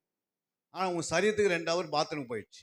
அப்புறம் அப்போ வெளியே வந்தேன். அப்புறம் ட்ரெஸ்ஸு அலங்காரம் பண்ணுறதுக்கு அது ஒரு மணி நேரம், 3 மணி நேரம் போயிடுச்சு. இப்படி இந்த ட்ரெஸ்ஸுக்கு பாத்ரூம் கொடுத்த நேரத்தையே உனக்கு ஆத்மா கொடுத்துருந்தா பரலோகத்தில் போய் நிற்கலாம் ஒரு நாள். அல்லேலூயா. சும்மா இந்த சரீரத்துக்காக நீ போட்டு இது தேய்ச்சாலும் அப்படியே தான் இருக்கும். அல்லேலூயா. இதை கர்த்தர் கவனிச்சுப்பாரு. இந்த சரீரம் அவருடையது. அல்லேலூயா. அவர்கிட்ட நீ ஒப்பு கொடுக்குது. வியாதி இல்லாத ஒரு வாழ்க்கை வாழணும். நான் எப்பவுமே சுகமா இருக்கணும் ஆண்டவரே. எப்பவுமே நான் எப்படி இருக்கணும்? ஆரோக்கியமா இருந்து உங்களுடைய ராஜ்யத்துக்காக நல்ல என் கால்களை மான்களை போல மாற்றுங்க. ஒரு 10 ஆத்மாவுக்கு போய் என்ன பண்றாரு? ஊர்ல பக்கத்து ஊர்ல போய் நான் சுவிசேஷம் அறிவிச்சிட்டு வரேன். இல்லை என்கிட்ட ஒரு 1000 ரூபாய் இருக்குது, ஒரு 1000 சாக்லேட் வாங்கிட்டு போய் அந்த ஊர்ல இருக்கிற பசங்களாம் கொடுத்துட்டு வந்துடுறேன். ஏசு ரச்சகர்னு 1000 சாக்லேட் கொடுத்தா என்ன ஆகுது? வாங்காது இருப்பாங்க சாக்லேட்டு. 5 ஸ்டார் வாங்கிட்டு போய் நீங்கள் 10 ரூபான்னு சாக்லேட் போய் ஒரு ஊரில் ஒரு இடத்துல நின்று பிள்ளைங்களுக்கு கொடுத்தா வாங்க மாட்டாங்களே, வாங்குவாங்க. அங்கே அப்போ நீ ஏசுன் ரத்தம் ஜெயம் கொடுத்தா அந்த ஆத்மெல்லாம் ஒரு நாள் மனம் திரும்புது. 1000 ரூபாய் நீ செலவு பண்ணி பாருங்க, உனக்கு 10,000 ரூபாய் உனக்கு தானே ஓடி வந்து விழும். நம்ம ஆண்டவருக்கு எதுவுமே செய்யறதில்லை. அப்போ எப்படி கொடுப்பாரு? ஆசீர்வாதம் மட்டும் கொடுத்துருவாரா? விதைக்காம அறுக்கவே முடியாது. நம்ம விதைக்காம அறுக்கலான்ட்டு அந்த ஒரு தாளந்து வாங்கின போய் உக்காந்து கிடக்குறோம். அல்லேலூயா. நீ விதைக்காதத்துல என்ன பண்ணுவீங்க? அறுப்பீங்க. அப்புறம் சேர்க்காத இடத்துல தெளிக்காத இடத்துல சேர்ப்பீங்க அப்படின்னு சொல்லி இதே காலத்தை ஓட்டணும். ஒரு தாளந்து வாங்க நீங்க உட்காந்துக்கிறாங்க. அல்லேலூயா. அதெல்லாம் நீங்க எடுத்து போட்டணும். அவன் பாருங்க கையங்காலம் பிடிச்சி எங்க போடு? சபையில உட்காந்து திரைமூலனா உன்னை வச்சேன், உனக்கு தாளந்து கொடுத்தேன், நீ அதை பயன்படுத்தலன்னு வர. அப்ப இந்த ஆத்மாவுக்கு ஞானம் உள்ளவர்கள் தன் ஆத்மாவை சிநேகிப்பார்கள். இந்த ஆத்மா நீ தான் சிநேகிக்கணும். உன் சரீரத்தை மட்டும் சிநேகித்து என்ன பிரயோஜனம்? நம்ம பிரயோஜனம்? உன் சரீரத்தை மட்டும் பார்த்துருந்தேன். அந்த அம்மா என்ன பண்ணாங்க? லோத்து சரீரத்தை மட்டும் பார்த்துருந்தாங்க. அப்போ திரும்பி பார்க்காதனாங்க. ஆண்டு சொன்ன வார்த்தை என்ன பண்ணல? கீழ்ப்படியாம திரும்பி பார்த்தனால உப்புத்தூணா மாறினாங்க. அவங்க உப்புத்தூணா மாறினாலும் பிள்ளைங்களுடைய நிலைமை என்ன ஆயிடுச்சு? கணவனுடைய நிலைமை என்ன ஆயிடுச்சு? சொல்லுங்க. அவங்க பின்மாற்றம் அடைஞ்சிட்டாங்க. ஒரு மனைவி வீட்டை விட்டு வெளியே போனதுனால அந்த குடும்பமே நாசமாக போயிடுச்சு. புரியுங்களா? அந்த அம்மா கொஞ்சம் திரும்பி பார்க்காது இருந்ததுனால அந்த குடும்பத்தை கட்டி எழுப்பியிருக்கலாம். அல்லேலூயா. ஃபர்ஸ்ட் ஆண்டவர் சொன்னார் லோத்துக்கு, மகனே நீ இந்த பட்டணத்துக்கு போ, அந்த பட்டணத்துக்கு போகாது. அவனை சொன்னேன், இல்லை ஆண்டவர் நான் அப்படி போவேன், ஆண்டவருக்கு ஆலோசனை கொடுத்துருக்கான். அல்லையா? இந்த மாதிரி நிறைய பேர் நம்மளே ஆண்டவர் சொல்லுங்க, நான் அங்கே தான் வீட்டை கட்டுவேன், இந்த இடத்துல கட்டினா தான் எனக்கு 100 மடங்கு ஆசீர்வாதம். ஆனால் ஆண்டவர் சொல்லுவார், நீ அங்கே கட்டு வீட்டை, நீ அங்கே போ மகளே, நீ இங்கே போ, இந்த ஊருக்கு போகாது அப்படின்னு ஆண்டவர் சொல்லுவார். நம்ம அங்கே தான் போனால் தான் என்ன ஆசீர்வாதம் நீ நினைப்பீங்க. கர்த்தர் அனுப்புகிற இடத்துல நம்ம போனால் தான் நமக்கு ஆசீர்வாதம். கர்த்தர் இருக்க சொன்ன இடத்துல இருந்தால் தான் நம்மளுக்கு ஆண்டவர் என்ன பண்ணார், உயர்த்துவார். நம்முடைய தேவைகளை சந்திப்பார். நமக்கு என்ன வேணும்னு ஆண்டவருக்கு தெரியும். நீ ஏதோ நீங்கள் ஜெபம் பண்ணாதான் ஆண்டு கொடுத்துன்னு இல்லை. நீ ஆண்டவருக்கு நல்ல பிள்ளையா இருந்தாவே ஆண்டு என்ன பண்ணுவார், உனக்கு தானவே கொடுப்பார். எப்படி கொடுப்பார்? அமிக்கி குளிக்கு சரிந்து விடுற மாதிரி கொடுப்பார். உன்னை ராஜாத்தியை போல தூக்கி எடுப்பார், ராஜா போல தூக்கி எடுப்பார். 4 பேருக்கு மத்தியில் உன்னை நிற்க வைப்பார். நீ அவருடைய வேலை செய்வதற்காக உனக்கு ஆண்டவர் எல்லாமே கொடுப்பார். புரியுங்களா? உன்னுடைய குறையில்லாத வாழ வைப்பார். புரியுங்களா? உனக்கு வந்து ஆண்டவருடைய கேட்டதான் இல்லை. ஆண்டவருக்கு என்ன சொன்னார்? முதல்ல தேவனுடைய ராஜ்யத்தின் நீதியும், அப்போது ஜெபம் பண்ணுங்க நான் கொடுக்குறேன் சொன்னாரு. ஏன்னா நான் உனக்கு கொடுத்துறேன் எல்லாத்தையும். உண்மை உள்ள மனுஷன், உண்மையை உனக்கு இருதயத்தில் உண்மை இருக்குதா? ஆண்டருக்கு முன்னாடி உண்மையா வாழறியா? அவருடைய சமூகத்தில் வரும்போது உண்மையா வந்து ஆராதனை பண்றியா? வேதத்தை உண்மையா நோட் பண்றியா? நோட்ஸ் கொண்டு வந்து எழுதுறியா? ஒரு டைரியை உருவாக்குறியா? 52 மெசேஜை நோட் பண்ணி டைரியில் வைக்கிறியா? ஒரு ஷோகேஸில் வச்சு பிள்ளைங்களுக்கு செய்து பொக்கிஷங்களை சேர்த்து வைக்கிறியா? அப்படியே சும்மா வந்து கை கட்டிட்டு போயிடுறியா? இந்த வசனம்லாம் என்ன பண்ணணும்? மெசேஜுங்களை நோட் பண்ணி ஒரு டைரி உண்டு பண்ணி என்ன செய்திருக்கணும்? அலமாரியில் வச்சேன்னா பிள்ளைங்க கேட்பாங்க, இந்த டைரி யாருதுமானா? இது அப்பா வந்து அம்மா வந்து என்ன பண்ணாங்க, சர்ச்சைக்கு போகும்போது ஒழுங்கு கிரமமாக போய்க்கிறாங்க மகனே அப்படின்னு அவங்க அப்பா சொல்லுவார். அல்லையா? இந்த பிள்ளைகள் சொத்து சேர்த்து வைக்கிறது எது? இந்த பொக்கிஷன் தான். புரியுங்களா? நீங்கள் திடீர்னு மரணம் வந்துச்சுன்னா பிள்ளைங்களுக்கு வசனம் இல்லைன்னா என்ன பண்ணும்? பேசின் பிள்ளையாக மாறிடும். புரியுங்களா? அந்த பிள்ளைங்க அப்புறம் நிறைய போய் அழுது நீங்கள் கண்ணால் பார்ப்பீங்க. அல்லையா? நம்ம பிள்ளைங்களுக்கு என்ன சேர்த்து வைக்கணும்? பொக்கிஷம். இதுதான் பொக்கிஷம். கொலோசியர் 2 அதிகாரம் 3 வசனம் என்ன சொல்லுது? பொக்கிஷம். கொலோசியர் 2:3 டக்குன்னு வாசிங்க. கொலோசியர் 2:3 அவருக்குள் ஞானம், அறிவு என்பவைகளாகிய பொக்கிஷங்கள் எல்லாம் அடங்கி இருக்கிறது. இயேசுக்குள்ள என்ன இருக்குது? ஞானம், அறிவு தான் பொக்கிஷம். புரியுங்களா? ஞானம், அறிவு, இதுதான் இயேசுவின் பொக்கிஷம். பிள்ளைங்களுக்கு என்ன பண்ணுங்க? பொக்கிஷத்தை சேர்த்து வைக்கணும். அப்படின்னா பிள்ளைங்களுக்கு ஞானத்தில் நல்லா வளர வைக்கணும். எந்த சைடு வசனத்தை கேட்டாலும் சொல்லணும். 1 மணி நேரம் ஜெபம் பண்ண சொன்னால் பிள்ளைங்க நீங்கள் 1 மணி நேரம் அவங்களை பழக வச்சுன்னா அவங்க 1 மணி நேரம் ஜெபம் பண்ணுவாங்க. பிள்ளைகள் கத்திரத்தில் வருவது தடை பண்ணாதுன்னு சொன்னால் அப்போ பிள்ளைகளை வந்து ஆண்டவர் அதிகமாக நேசிக்கிறார். அவங்களுக்கு ஜெபத்தில் நல்லா கற்றுக் கொடுத்தோன்னா பின்ன வாலிபனை வரும்போது உனக்கு என்ன பண்ணாது, காலத்துக்கு கழுத்து மேலே வைக்காது. அவங்க என்ன பண்ணுவாங்க? ஆடுமையாக உன் பக்கத்தில் உட்காந்து சொல்லுங்கம்மா நான் கேட்குறேன், சொல்லுங்கப்பா நான் கேட்குறேன். நீங்கள் வசனத்தை சொல்லித்தரல, ஜெபம் பண்ணல, நீங்களே சுற்றி வந்தீங்க. இப்போ பிள்ளைங்க என்ன பண்ணிச்சு? எத்தனோ பேர் பிள்ளைங்களை பெற்றுட்டு என்ன பண்ணுறாங்க? நரகத்துக்கு அனுப்பினுக்கிறாங்க. புரியுங்களா? பிள்ளைகள் கத்தரால வரும் சுதந்திரமாக வளர்த்துருக்கிறோமான்னு பார்த்தா இல்லை. பிள்ளைகளை பெற்றுட்டோம், பிள்ளை பிறக்கும் போது சந்தோஷப்பட்டோம். ஆனால் அந்த பிள்ளையை உருவாக்குறதுக்கு கஷ்டப்பட்டதுனால இன்னைக்கு பிள்ளைகள் தவறான வழியில் போகும்போது பிள்ளைகள் பெற்றோர்கள் என்ன கொண்டு வருது? அசிங்கமான பேர்களை கொண்டு வந்து நிறுத்துறாங்க. அதுக்கு என்ன யார் காரணம்? அந்த தாய், அந்த தகப்பனை தான். புரியுங்களா? நான் பையனை தான் நேசிப்பேன், நான் பொண்ணு தான் நேசிப்பேன் அப்படின்னு நீங்கள் பிரிச்சிடக்கூடாது வீட்டை. அல்லையா? கர்த்தர் 2 பிள்ளையை கொடுத்துருக்கிறாரு. அதை கர்த்தருக்குள் வளர்க்குறீங்களான்னு பார்க்கணும். நீங்கள் பயிர் படிக்கலாம், எப்படி அவங்க படிப்பாங்க? நீங்கள் சொல்லித்தரலாம், அவங்க எப்படி வாசிப்பாங்க? டெய்லி ஒரு வசனத்தை எழுதி வைக்கணும், படிக்க வைக்கணும், ஜெபம் பண்ணி வைக்கணும். அந்த பிள்ளை சின்னதிலே வந்தால் ஒரு டாக்டராக மாறும். ஒரு நாள் அந்த பிள்ளை ஒரு ஜட்ஜாக மாறும், அந்த பட்டணத்துக்கு ஒரு கலெக்டராக மாறும். கர்த்தர் கொண்டு வந்துடுவார். நீங்கள் சொல்லி தான் ஜெபம் பண்ணணும். என் பிள்ளை கலெக்டராக மாற்றுங்க ஆண்டவரே, என் பிள்ளையை ஒரு நல்ல மேய்ப்பனாக மாற்றுங்க, என் பிள்ளையை ஒரு நல்ல தீர்க்கதரிசியாக உலகத்தை கலக்கிற அளவுக்கு என்ன பண்ணுங்க அப்படின்னு கை வச்சு ஜெபம் பண்ணி குழந்தையிலே வந்தீங்கன்னா ஒரு 12, 13 வயசு, 14 வயசு அது பிறகு பிள்ளை மேலே அபிஷேகத்தை ஊற்றுவார் ஆண்டவர். ஆனால் பறக்க ஆரம்பிக்கும். அது பின்னாடி பக்கத்தில் நீ உட்காருவீங்க, பெரிய பெரிய காலையில் நீங்கள் உட்காந்து போவீங்க. பிள்ளை பண்ண ஒரு 4 பேருக்கு அப்படி ஜெபம் பண்ண கட்டு உடையும். அப்போ யாருக்கு பெருமை வருது? தேவனுக்கு மகிமை வரது போல தன் குடும்பத்துக்கு மகிமை கொண்டு வரும். நம்ம அதை வளர்க்கும் போதே எப்படி வளர்த்துனுக்குறோம்? எருமாடு, பாவி, என்ன சொல்லு, கழுதை, அப்புறம் மொக்கு கிக்குன்னு சொல்லி அதை என்ன பண்ணிடுறோம்? அப்படியே சொல்லி வளர்த்து அதே அப்படியே வளர்த்து வரும்போது அது அப்படியே மாறுது. சரிங்க? அப்புறம் அதுக்கு போய் பொண்ணு தேடுறோம், ஊர்லேயே கிடைக்க மாட்டேங்குது. பையனை தேடுறோம், கிடைக்க மாட்டேங்குது. ஏன் கிடைக்க மாட்டேங்குது? நீ கத்திரக்குள்ள வளர்த்தா தானே உடையது விழும். நீங்க போய் தேடவே தேவையில்லை. எதுக்கு தேடணும்? ஆபிரகாம் தன்னுடைய பலி செலுத்தி இறங்கி வரும்போது ஒரு தூதன் சொல்றாரு, ரெபேக்காள் பிறந்திருக்கிறாங்க. புரியுங்களா? ஆபிரகாம் பலி செலுத்தி முடிச்சிட்டு பிறகு யார் வர்றது வீட்டுக்கு? ஆபிரகாம் சந்திக்கிறதுக்கு ஒரு தூதன் வந்து சொல்றாரு, ரெபேக்காள்னு ஒருத்தர் பிறந்திருக்கிறாங்க. உடனே அவன் மனசுல வச்சுட்டான். அப்போ ஈசாக்கு பலி செலுத்துற அன்னைக்கு தான் யார் பிறக்கிறது? ரெபேக்காள் பிறக்கிறாங்க. ஆட்டோமேட்டிக்காக ஒரு காலங்கள் வரும்போது எலியேசர் அனுப்பி என்ன பண்ணு, அந்த பெண்ணை கொண்டு வான்றாரு. கரெக்டாக போகிற ரூட் என்ன பண்ணுது? கரெக்டாக மாட்டுது. ஏன் அப்படின்னா ஆண்டவர் உன் பிள்ளைக்காக எங்க உனக்கு கரெக்டாக சொல்லிடுவார். இந்த இடத்துல தான் பெண் எடுக்கணும், இதுதான் பரிசுத்தக்குள்ள பெண்ணு, இதுதான் பரிசுத்த மக, இப்படி தான் உன் குடும்பத்துக்கு வரணும் அப்படின்னுவார். நீ ஒருத்தர் கொண்டு என்ன பண்ணுற? வசனம் தெரியாத கொண்டு உள்ளே வச்சுட்டு ஜோமன் அதை வச்சுன்னா வாழ்க்கையில் என்ன பண்ணணும்?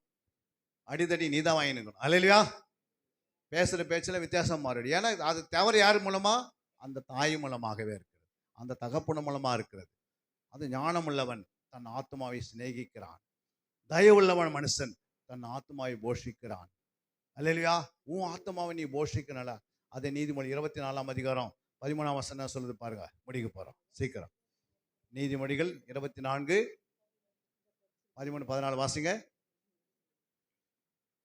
டக்குன்னு எடுங்க. நல்லது. அடுத்தது பாருங்க, ஞானத்தை அறிந்து கொள்வது உன் ஆத்மா எப்படி இருக்கும்? அப்படியே சும்மா பூரிக்குன்னு வர மகிழ்ச்சி.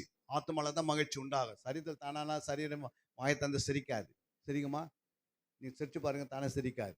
ஆத்மாவில் அந்த மன மகிழ்ச்சி, இந்த அறிவு வந்துச்சுன்னா ஞானத்தின் அளவுகள் பெருகும்போது தானாகவே சரீரம் என்ன பண்ணும்? புஷ்டி ஆகுது. புரியுங்களா? நற்செய்தி என்ன பண்ணும்? எலும்புகளை அப்படியே சும்மா எலும்புகளை எப்படி இருக்கும்? இரும்பே தூக்கினது அடிச்சா கூட உடையாது எலும்பு. அந்த அளவு ஸ்ட்ராங் ஆகிடும். ஏன் அப்படின்னா அது நற்செய்தி கேட்டு கேட்டு கேட்டு கேட்டு எலும்பாவது. எலும்பு ஸ்ட்ராங் ஆகிடும். எலும்புல எந்த வியாதி வராது. அல்லையா? அப்போ நற்செய்தி. அப்போ என்ன சொல்றாரு ஆண்டவர்? அந்த இன்பத்தை உண்டாக்கி தரும் மன மகிழ்ச்சி. யாருக்கு வருது? ஆத்மாவுக்கு. ஆத்மாவை ஆத்மாவுக்குள்ள நீ எதை சேர்க்கிறாயோ அதை சரீரம் வேலை செய்யும். தானா வந்து சரீரம் என்ன பண்ணாது? இந்த கையை தூக்கி அப்படி தூக்காது. மனசு நினைச்சுட்டு தான் கையை தூக்கும். புரியுதுங்களா? போய் சாப்பிடுன்னா ஆத்மா சொன்னாதான் சாப்பிட்றோம். போய் பாத்ரூம் போனால் ஆத்மாவில் நினைச்சாதான் என்ன பண்ணுது? சரீரம் வேலை செய்யும். தானே சரீரம் என்ன பண்ணாது? வேலை செய்யாது. சரீரம் தானே எப்போ வேலை செய்யும்? இந்த ஆத்மாவை ஃபுல்லாக பாவத்தை நிரப்பிட்டேன்னா பிசாசு டேக் ஓவர் பண்ணிடுவான் சரீரத்தை. நீ ஃபுல்லாக பாவத்தை நிரப்பிடுங்க ஆத்மாவில், பிசாசை தானே உன் சரீரத்தை நடத்தின்னு போய் எங்கே உன் சாகடியுமோ அங்கே சாவிச்சு விட்ருவான். புரியுங்களா? இந்த ஆத்மாவுக்கு நீ கொடுக்க வேண்டிய ஆகாரத்தை கரெக்டாக கொடுத்துட்டுனா, இதில் வசனத்தை கரெக்டாக சேர்த்துனா, இதில் ஜபத்தின் ஆவி நிறைய நிரப்புனா இந்த ஆத்மா என்ன பண்ணும்? பரலோகத்தை சார்ந்தே வாழும். தேவனுடைய தரிசனம் பார்த்துனே இருக்கும். அடிக்கடி உனக்கு நல்ல சொப்பனங்கள் வர ஆரம்பிச்சிடும், நல்ல தரிசனங்கள் வர ஆரம்பிக்கும், நல்ல ஆசீர்வாதம் வர வைக்கும். பக்கத்து வீட்டில் சூசைட் பண்ண போகிறாங்க, கரெக்டாக ஆண்டவர் தரிசனத்தை காட்டுவார். நீ போய் அந்த ஆத்மாவை மன திரும்பல் கொண்டு வாங்குவார். உனக்கு காட்டுவார். நீ என்ன பண்ணிக்கிற? அந்த ஆத்மாக்காக டெய்லி ஜெபம் பண்ற. அந்த தெருவுக்காக, அந்த தெருவில் எதுவும் நடக்கூடாது சமம் அப்படின்னு சொல்லி ஜெபம் பண்ணும்போது அந்த தெருவில் ஒருத்தர் தப்பான காரியத்துக்கு போகிறாங்க, அது உனக்கு காட்டுவார். அவங்கள உன் அப்படியே கண்ணாடி கொண்டு வந்து என்ன பண்ணுவார்? ஃபோட்டோக்கு முன்னாடி நிற்க வைப்பார். நீங்கள் போய் உங்களுக்கு நாளைக்கு இந்த விஷயத்த சொல்லிட்டு வாங்க. ஏன்னா நீ அந்த தெருவுக்காக என்ன பண்ணியிருக்கிற? ஜெபம் பண்ணி இருக்கிற. அந்த வில்லேஜுக்காக ஜெபம் பண்ணி இருக்கிற. இந்த பட்டணத்துக்காக நீ ஜெபம் பண்ணி இருக்கிற. கர்த்தர் உனக்கு சொல்லுவார், இது இந்த தேசத்தை நான் அடிக்க போகிறதுக்கு முன்னாடி உன்னை கூட பேசுவார். அல்லேலூயா. என்ன சம்பவிக்க போகிறதுக்கு முன்னாடியே கர்த்தர் பரிசுத்தவானுக்கு என்ன பண்ணுவார்? நீதிமானுக்கு தெரிவித்து தான் அடிப்பார், எதை செய்தாலும். புரியுங்களா? நம்ம யாருக்குமே ஜெபம் பண்ணாதனால அழிவு யாருக்கிட்ட வந்துச்சு? நம்மகிட்டே வந்துடுச்சு. புரியுங்களா? நம்ம யாருக்கிட்ட எல்லாரும் ஜெபிக்கணும். அதான் உன் ஆத்மா வாடுறது போல என்ன பண்ணோம்? எல்லாவற்றையும் வாழணும். ஆத்மா தான் முக்கியமானது. உள்ளகிற மனுஷன் தான் முக்கியமான மனுஷன். அதுதான் இயேசு கிறிஸ்து ஆத்மா நேசர். ஆத்மா நேசத்தை இந்த ஆத்மாவுக்காக வந்தார். இந்த ஆத்மாவுக்கு தான் என்ன பண்ணுவான் பிசாசு? நீ எதுவும் செய்யாத, வேலை செய்து நேரம் 24 மணி நேரம் ஓட்டி போட்டு வராது, வீட்டுக்கே வராதுன்னுவான். அந்த ஊருக்கு போய்ட்டு அந்த நாட்டுக்கு போய்ட்டுன்னுவான். சரிங்களா? அப்போ நமக்கு வந்து அறிவு இல்லைன்னு அர்த்தம், ஞானம் இல்லைன்னு அர்த்தம். அதான் அந்த வசனம் என்ன சொல்லுது? ஞானம் உள்ளவர்கள், ஞானத்தை அறிந்து கொள்ளவர்கள் ஆத்மாக்கு இன்பமா இருக்கும். அதை நீ பெற்றுக்கொண்டால், எதை பெற்றுக்கொண்டால்? அந்த ஞானத்தை நீ பெற்றுக்கொண்டால் உன் நம்பிக்கை வீண் போகாது. நீ எதை செய்ய முடியுதோ அதெல்லாம் வீண் போகாது. இன்னைக்கெல்லாம் நாங்களாம் இந்த அளவுக்கு நிற்கிறதுக்கு என்ன காரணம்? ஒரே நாளில் 2 பிள்ளைகளை ஒரே நாள் இழந்தோம் காஷ்மீரில். என்னுடைய 10 வயசு மக, 9, 8, 6 வயசு மகன் ஒரே நாளில் ஜம்மு காஷ்மீரில் நாங்கள் மிலிட்ரியில் இருக்கும்போது 2 பிள்ளைகள் என்ன பண்ணிட்டாங்க, தண்ணியில் அடிச்சுட்டு போயிட்டாங்க. புரியுங்களா? வீட்டில் அவங்க 26 கிலோ வந்துட்டாங்க, 29 கிலோ. அழுது அழுது அழுது அழுது மறுபடியும் ஹாஸ்பிட்டலில் கொண்டு போய் சேர்க்கும் போது ஹாஸ்பிட்டல் என்ன ஆச்சு, டாக்டர் சொன்னார் இறந்துருவாங்க. புரியுங்களா? நல்லா வேலை செய்து கொண்டு வந்தோம், நல்லா கோட்ரஸில் இருந்தோம், நல்ல சம்பளம், நல்லா அந்த இடத்துல எங்களுக்கு வாரத்துக்கு 3 நாள் விஸ்கி பிராண்டி கொடுப்பாங்க குடிக்கிறதுக்கு மிலிட்ரியில். ஏன்னா துக்கம் நீங்குவதுக்காக அவங்க கொடுப்பது. நல்ல சாப்பாடு, நல்ல வசதி எல்லாம் இருந்தது. பிள்ளைங்க நல்லா இங்கிலீஷ் மீடியம் படித்தாங்க, நல்லா கேப்டனாக வர வைக்கணும்னு ஆசைப்பட்டோம். கொண்டு போய் நாங்கள் சேர்த்தோம். ஆனால் திடீர்னு என்ன பண்ணிச்சு, ஒரு பெரிய புயல் டக்குன்னு வந்தது. அவ்வளோதான், 2 பிள்ளைங்க தண்ணியில் அடிச்சுட்டு போயிட்டாங்க. 3 நாள் தேடி கண்டுபிடிச்சி அதை அடக்கம் பண்ணிட்டு வீட்டில் அவங்க பலவீனமாகி அழுது அழுது அழுது ஒரு தாயினுடைய நிலைமை. தலைவலி வந்தால் பிள்ளைகள் தாங்க முடியுமா? தலைவலி வந்து உடனே தூக்கின்னு ஓடுறோம். இப்போ பிள்ளைங்களே டெத் ஆகிடுச்சு. அதை கொண்டு போய் ராஜஸ்தானில், அப்புறம் பஞ்சாபில், பல நாட்கள் ஜம்மு காஷ்மீரில் இவங்களாம் உருவாக்கத்துக்காக இங்கங்கே அழிஞ்சுன்னு ஓடணும். அல்லேலூயா. வீட்லேயே அவங்க டீச்சராக வேலை செய்திருந்து அந்த வேலையை வாழன்னு சொல்லி எழுதி கொடுத்துட்டு ஒரு சம்பளம் போதுன்னு சொல்லி நாங்கள் குடும்பத்தோடு வாழணும் தான் ராணுவத்துக்கு போனோம். ஆனால் இப்படியெல்லாம் நடக்குன்னு யாருக்குன்னு தெரியுமா? ஆண்டர் பாதத்தில் ஒரு பெயருக்கு சொன்னதான் இருந்தோம். வயல் படிக்கிறது, ஜாம் பண்ணுறது, டக்குன்னு வந்துச்சு. அவ்வளோதான், முடிஞ்சு போச்சு. முடிஞ்ச பிறகு டக்கு டக்குன்னு வேலையை, அப்போ அந்த நேரத்தில் என்ன செய்யணும்னு நமக்கு தெரியாது. புரியுங்களா? எந்த ஆலோசனை கொடுத்தாலும் ஏற்றுக்க பண்ண முடியாது. புரியுங்களா? எத்தனையோ பேர் வந்து நன்மை சொன்னாங்க, நீ கவலைப்படாதீங்க, இன்னொரு கல்யாணம் பண்ணி கூட குழந்தை பெற்றது. ஏன்னா அவங்க ஃபேமிலி பிளானிங் பண்ணிட்டோம். அப்படின்னா சொன்னாங்க, இன்னொரு கல்யாணம் பண்ணி என்ன பண்ணுங்க, 4 பிள்ளைங்களை பெற்றதுக்கெல்லாம் 5 விடும். இன்னொரு கல்யாணம் பண்ணது எவ்வளோ நேரம் போகுது? இல்லைன்னா ஒரு 2 குழந்தை எடுத்து வளங்க. புரியுதுங்களா? சொல்கிறவங்க ஆலோசனை என்ன பண்ணுவாங்க, அவங்களுக்கு என்னென்ன ஆலோசனை கிடச்சி சொன்னாங்க. ஆனாலும் நான் என்ன செய்தேன், இந்த மாதிரி நேரத்தில் தான் உலகத்தில் கடவுள், உண்மையாக கடவுள் யார் அப்படின்னு கேட்கும் போது ஆண்டவராக இயேசு கிறிஸ்து காஷ்மீரில் எனக்கு தரிசனமானார். அல்லேலூயா. பிள்ளைகளை இழக்க பிறகு தான் தரிசனமான பிறகு எங்களுடைய வேலையை ராஜினாமா செய்து மறுபடியும் என்னுடைய மனைவிக்கு பூரண பலத்தை கொடுத்து அவங்களும் இன்னைக்கு ஒரு ஜெப வீராங்கனையாக இருக்கிறாங்க. அல்லேலூயா. இன்னைக்கு என்னை காட்டிலும் அதிகமாக செபிக்கிறோம் நான் மாறினாங்க. ஒரு நாள் வேதத்தை தூக்கி போட்டுருவாங்க ஹாஸ்பிட்டலில். நான் 3 மாதம் எங்கள் வீட்டிலேருந்து யாரும் வர வேணான்னு, யாரும் வந்தாலும் ஓன்னு அழ ஆரம்பிச்சிடுவாங்க, கத்துவாங்க ஓன்னு. புரியுங்களா? அதனால் கேட்லேயே போய் நின்றுக்கிறது. ஹாஸ்பிட்டலில் பனிமலையில் மிலிட்ரி ஹாஸ்பிட்டல் இருக்குது, அங்கே போய் ஹாஸ்பிட்டல் கேட்டில் நிற்பேன்.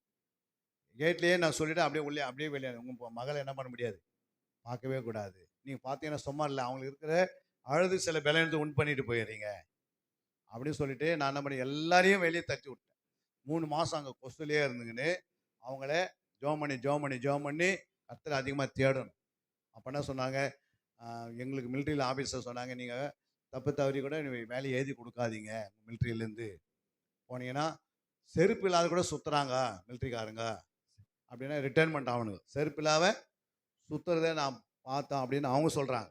அப்படின்னு ஹாஸ்பிட்டலில் வந்து போகும்போது எத்தனையோ மிலிட்ரிக்காரருடைய காலில் என்ன இல்லை, செருப்பு இல்லாத நான் பார்த்தேன். அப்போ செருப்பு இல்லைன்னா எந்த அளவுக்கு பாருங்க, யோசித்து பாருங்க, அந்த அளவுக்கு வேலையெல்லாம் சுற்றுவாங்க அப்படின்னா. இப்படிலாம் வந்து அவங்களுக்கு ஜோம் பண்ணி டாக்டர் கேட்டார், மனைவிக்கு நாங்கள் ஆப்ரேஷன் பண்ணட்டோமா அப்படின்னா. தாராளமாக நீங்கள் பண்ணலாம் சார். ஆப்ரேஷன் कर सकते हैं, कुछ नहीं होगा, ईसा मसीह जिंदा है, இயேசு உயிரோடு இருக்கிறார் அப்படின்னு அவர்கிட்ட இந்திக்காரர் ஆப்ரேஷன் சொன்னார்.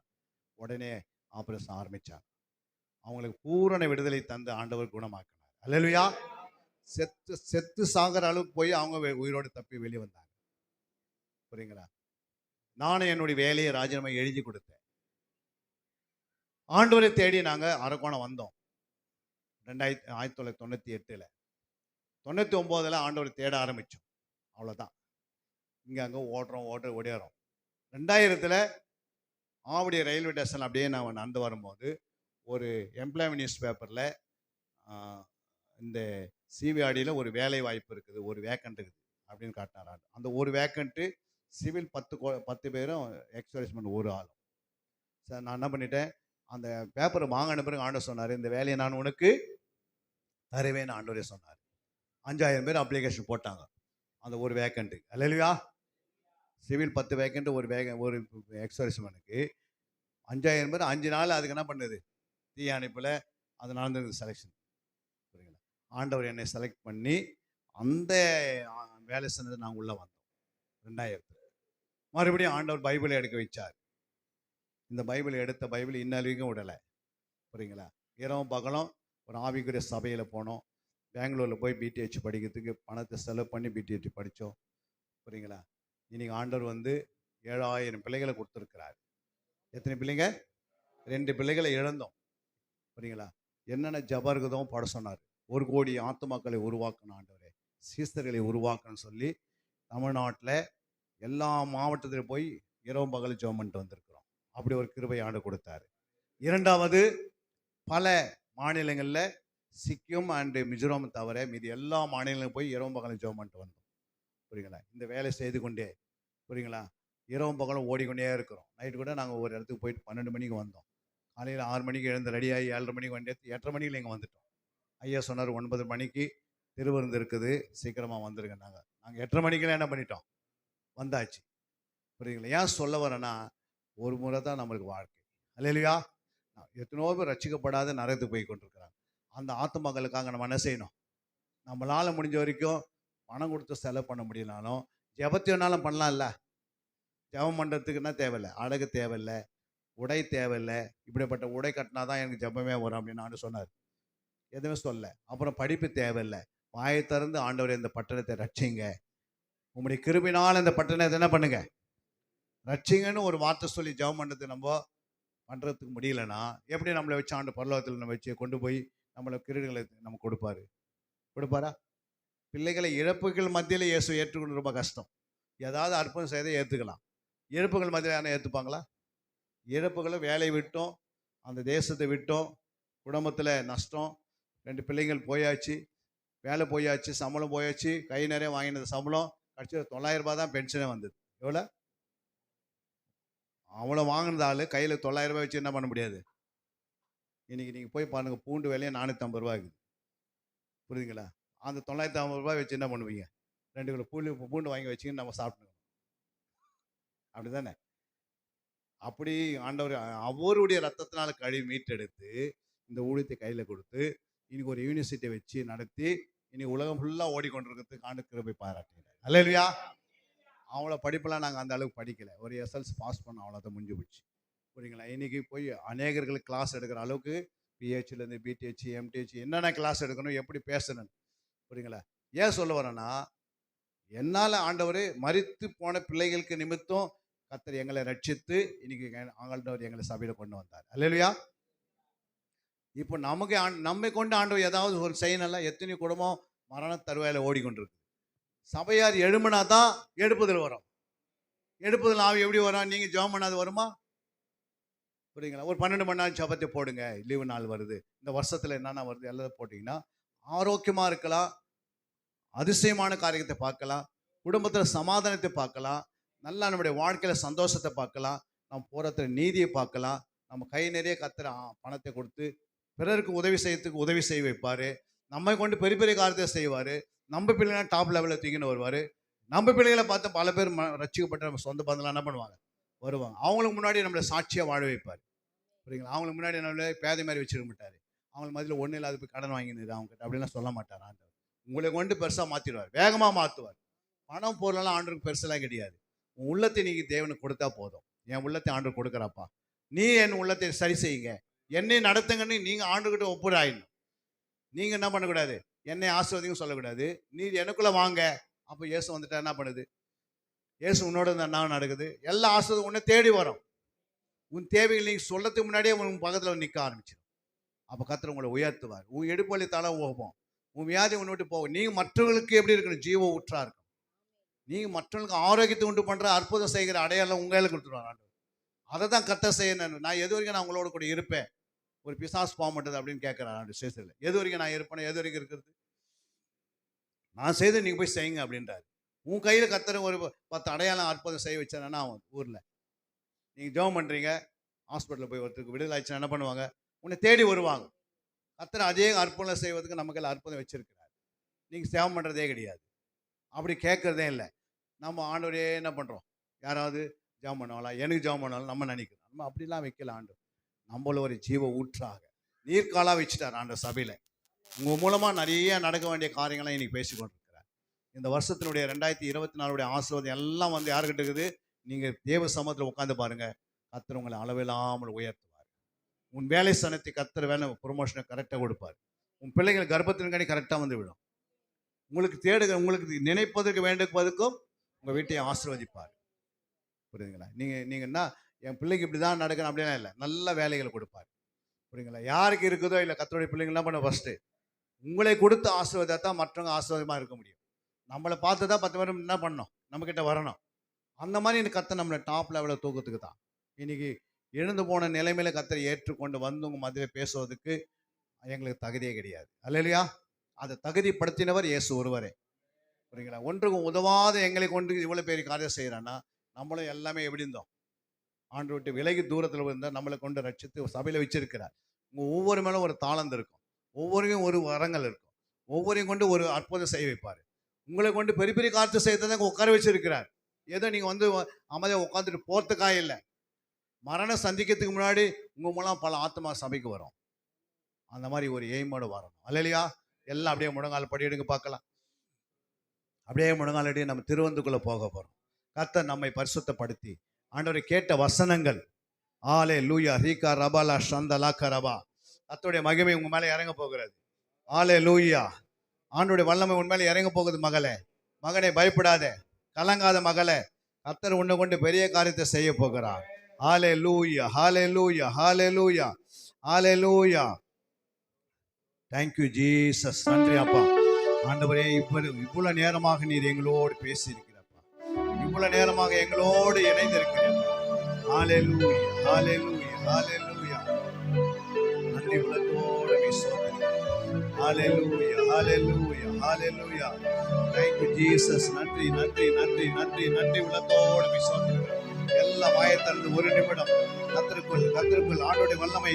ஹல்லேலூயா, ஹல்லேலூயா, ஹல்லேலூயா. Thank you Lord. நன்றி நன்றி நன்றி நன்றி ஆண்டவர். எல்லாம் நன்றி சொல்லுங்க, நன்றி உள்ளத்தோடு. ஆமென். நல்ல ஆண்டவரை மகிழ்ச்சியோடு துதிங்க. ஹல்லேலூயா, ஹல்லேலூயா, ஹல்லேலூயா. உனக்குள்ளே இருக்கின்ற உன்னேசு என்றும் பெரியவரே, எனக்குள்ளே இருக்கின்ற என்னேசு என்றும் பெரியவரே, நீ அறியாததும் உனக்கு எட்டாததும் பெரிய காரியங்கள் செய்திடுவார். நீ அறியாததும் உனக்கு எட்டாததும் பெரிய காரியங்கள் செய்திடுவார்.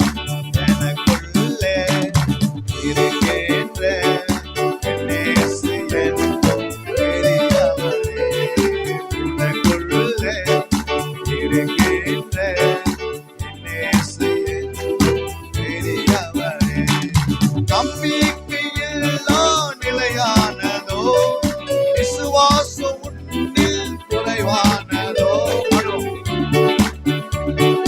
நிலையானதோ, விசுவாசம் உன்னில் குறைவானதோ. அற்புதர் உனக்கு இருக்கின்றார், அதிசயம் செய்வார் கலங்காதே, அவர் அதிசயம் செய்வார் கலங்காதே. உனக்குள்ளே இருக்கின்ற இயேசு என்றும் பெரியவரே, உனக்குள்ளே இருக்கின்ற இயேசு என்றும் பெரியவரே, நீ அறியாததும் உனக்கு எட்டாததும் பெரிய காரியங்கள் செய்திடுவார். நீ அறியாததும் உனக்கு எட்டாததும் பெரிய காரியங்கள் செய்திடுவார். எனக்குள்ளே இருக்கின்ற என்னேசு என்றும் பெரியவரே, எனக்குள்ளே இருக்கின்ற என்னேசு என்றும் பெரியவரே. சூழ்நிலை எல்லாம் எதிரானதோ, சுற்றத்தார் உன்னில் பகையானதோ, சூழ்நிலை எல்லாம் எதிரானதோ, சுற்றத்தார் உன்னில் பகையானதோ, வல்ல உனக்குள்ளே இருக்கின்றார். பலகாரம் தாங்குவர் கலங்காதே, அவர் பலகாரம் தாங்குவர் கலங்காதே, அவர் பலகாரம் தாங்குவர் கலங்காதே. எனக்குள்ளே இருக்கின்ற என் இயேசு என்றும் பெரியவரே. உனக்குள்ளே இருக்கின்ற என் இயேசு என்றும் பெரியவரே. நீ அறியாததும் உனக்கு எட்டாததும் ஆன பெரிய காரியங்கள் செய்திடுவார். நீ அறியாததும் உனக்கு எட்டாததும் ஆன பெரிய காரியங்கள் செய்திடுவார். எனக்குள்ளே இருக்கின்ற என் இயேசு என்றும் பெரியவர். நல்லா அறிக்கை செய்யுங்க, அறிக்கை செய்யுங்க. எனக்குள்ளே இருக்கின்ற என் இயேசு என்றும் பெரியவரே. எனக்குள்ளே இருக்கின்ற என் இயேசு என்றும் பெரியவரே. உலகத்தில் இருக்கிறவனை காட்டிலும் உனக்குள் இருக்கிற இயேசு, நமக்குள்ள இருக்கிற இயேசு பெரியவர். அவரை போல ஒரு தெய்வம் அந்த உலகத்தில் இல்லை. அவ்வளவு பெரிய தெய்வம் நமக்குள்ள வந்து வாசம் பண்ணி கொண்டிருக்கிறார். அதனால் நீ எதை குறித்து கலங்காதே, எதை குறித்து திகையாதே, எதை குறித்து நீங்கள் கஷ்டப்படாதே. உனக்குள்ள இருக்கிற இயேசு பெரியவர். உனக்கு என்ன செய்யணும், உனக்கு என்ன நடக்கணும், அவர் கரத்தில் இருக்கிறார். அவர் உன்னை வழிநடத்துகிறவர், அவர் உன்னை போஷிக்கிறவர், அவர் உன்னை தூக்கி சுமக்கிறவர், அவர் உன்னை வாளாக்காமல் உன்னை தலையாக மாற்றுகிறவர், உன்னை கீழாக்காமல் மேலாக மாற்றுகிறவர். அவர் நேற்றும் இன்றும் என்றும் சதா காலங்களிலும் நம்மோடு இருக்கிற இயேசு, நம்மோடு இருக்கிற தேவன். அவர் எப்போது உனக்குள்ள இருந்து உன்னை மகிமைப்படுத்த தான் கொண்டு வந்தார். அவர் மேல் உன் நம்பிக்கை இருக்க வேண்டும், அவரை பிடித்துக் கொள்ள வேண்டும், அவர் மேல் விசுவாசம் பெருக வேண்டும். அவருடைய அற்புதங்களை அடையாளம் நீ போய் செய்ய வேண்டும், பிள்ளைகள் செய்ய வேண்டும். அந்த இடத்துல மக்களை நாம் சுதந்திரிப்பதற்கு நம்முடைய நேரத்தை கர்த்தருக்காய் கொடுக்கணும், கர்த்தருக்காய் நாம் வாழணும், கர்த்தருக்காய் நாம் மறிக்கணும். கர்த்தருடைய மகிமை ஒவ்வொரு மேலே இறங்கி கொண்டிருக்கிறது. கர்த்தருடைய மகிமை உண்மையிலே இறங்கி கொண்டிருக்கிற மகளே, பரிசுத்த ஆவியின் அந்த வல்லமை பெற்றுக்கொள். கேளுங்க, ஆண்டவரே என்னை நிரப்பினால் ஒழிய என்னை நடத்தி விட்டு போக மாட்டேன். ஹல்லேலூயா. அந்த திருவன்களை நான் கலந்து கொள்ள போகிறேன். அவருடைய சரீரமாக அப்பத்தை நான் புசிக்க நேரத்தில், அவருடைய ரத்தத்தை நான் ரசமாக குடிக்கிற நேரத்தில் ஒரு அபிஷேகம் என் மேலே இறங்கி வரட்டும், ஒரு வல்லமை இந்த பிள்ளைகள் மேல் இறங்கி வரட்டும். இந்த பிள்ளைகளை உயர்த்துவீர், சபையை உயர்த்துவீராக, சபையை உயர்த்துவீராக. ஹல்லேலூயா. இந்த சபையை நடத்துகிற ஊழியக்காரை, ஊழியக்கார அம்மாவை, பிள்ளைகளை, விசுவாசிகளை, மனத்தளப்பட்ட பிள்ளைகளை கர்த்தர் அவரதுமாய் உயர்த்தி ஆசீர்வதிப்பீராக. அவர்கள் சபையை கட்டி நிறைவேற்ற எல்லா வழிவாசலும் திறப்பீராக. பிசாசு ஆண்டவரே அவன் கட்டி வைத்திருக்கிற கட்டுகளை இயேசுவின் நாமத்தில் இன்று திறப்பதாக. எல்லா வசதிகளும் எல்லா தேவைகளையும் சபைக்கு தருபடியாக வேண்டிக் கொள்கிறோம். ஆண்டுகளை வளர்ந்து பெருகணும். இன்னிலிருந்து ஒரு முடிவுக்கு வாங்க, இன்னிலிருந்து ஒரு பொருத்தனை செய்யுங்க. நான் கர்த்தருடைய வசனத்தை வாசிக்காம நான் தூங்க மாட்டேன், ஜெபிக்காது தூங்க மாட்டேன். ஆண்டவரே உங்களுடைய சத்தியத்தை நான் கேட்காது தூங்க மாட்டேன். நான் தேவையில்லாத இடத்துக்கு போக மாட்டேன். இன்னிலிருந்து உங்களுடைய போகாத இடத்திலே நீ போகாதபடிக்கு கர்த்தர் உனக்கு நன்மையான ஈவுகளை வைத்திருக்கிறார். பாதத்தை பிடிங்க, அவருடைய பாதத்தை பிடிங்க. பிள்ளைகள் வருங்காலத்திலே கர்த்தர் உங்களை மகிமையா வைப்பதற்காக பிள்ளைகளை கர்த்தர் ஆசீர்வதிக்க, பிள்ளைகள் குழந்தைகளை ஆசீர்வதிக்க போகிறார். அவரை 20 வருஷத்துக்கு பிறகு பார்த்தீங்கன்னா அவர்களை கர்த்தர் உயர்ந்த ஸ்தானத்தில் வைப்பார். நீங்கள் ஜெபிக்க வேண்டிய கடமை உங்களுடைய கடமை. தேவ பாதத்தை பிடிப்பது உங்களுடைய கடமை. வாசிப்பது, தியானிப்பது நம்முடைய கடமை. பாதத்தை விடாதீங்க. எனக்கு உதவி செய்கிறவன் என்னை ரட்சித்த தேவன் நேற்று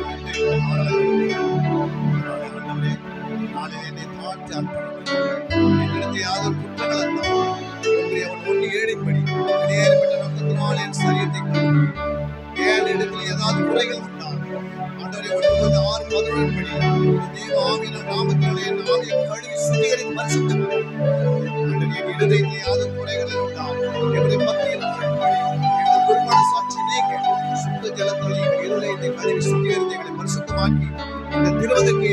ஆயத்தப்படுத்துவீர். எடுப்பதற்கு இரக்கத்தினால் நாமத்தை நினைவு கூறும்படியாக இது செயல்படுகிறது. காத்துக்கொள்ள பலப்படுத்துங்க பிரயோஜனமுள்ள மொழிகள் பேச வேண்டியது பரிசுத்தாவியில் பேசியிருக்கிறோம். அதை நாங்கள் கேட்டு வாழ கொடுத்து அவைகளை வளர்ச்சி அவைகளை ஜீவியம் இந்த பட்டணத்திலே நாங்கள் சாட்சியம் வாழ்ந்து நாங்கள் இந்த உலகத்தில் வரும்போது வாழ்க வாழ்க என்று நீ அழைப்பில் என்று நான் விசுவாச அறிக்கை செய்கிறோம். எங்களுக்காக பல கிரீடங்களை வைத்திருக்கிறீர்கள் ஆண்டவரே, மகிமையான வஸ்திரங்களை வைத்திருக்கிறீர்கள் ஆண்டவரே, எங்களுக்காக நிறைய காரிய பரலோகத்தில் வைத்திருக்கிறீர்கள். நாங்கள் சுதந்திரிப்பதற்கு எங்கள் இந்த சரீரத்தை ஆவியை ஒப்புக்கொடுத்து ஜெபிக்கிறோம். சுத்தமான எங்கள் இருந்ததை செய்ய சத்துரு தொடாதபடிக்கு எங்களை வேலையெடுத்து அக்னி மதிலாக எங்களை வைத்துக் கொள்ளும். ஒவ்வொரு நாளும் உடைய சட்டையின் அடைக்கலத்தை நாங்கள் புகுத்திற்கு உதவி செய்கிறோம்.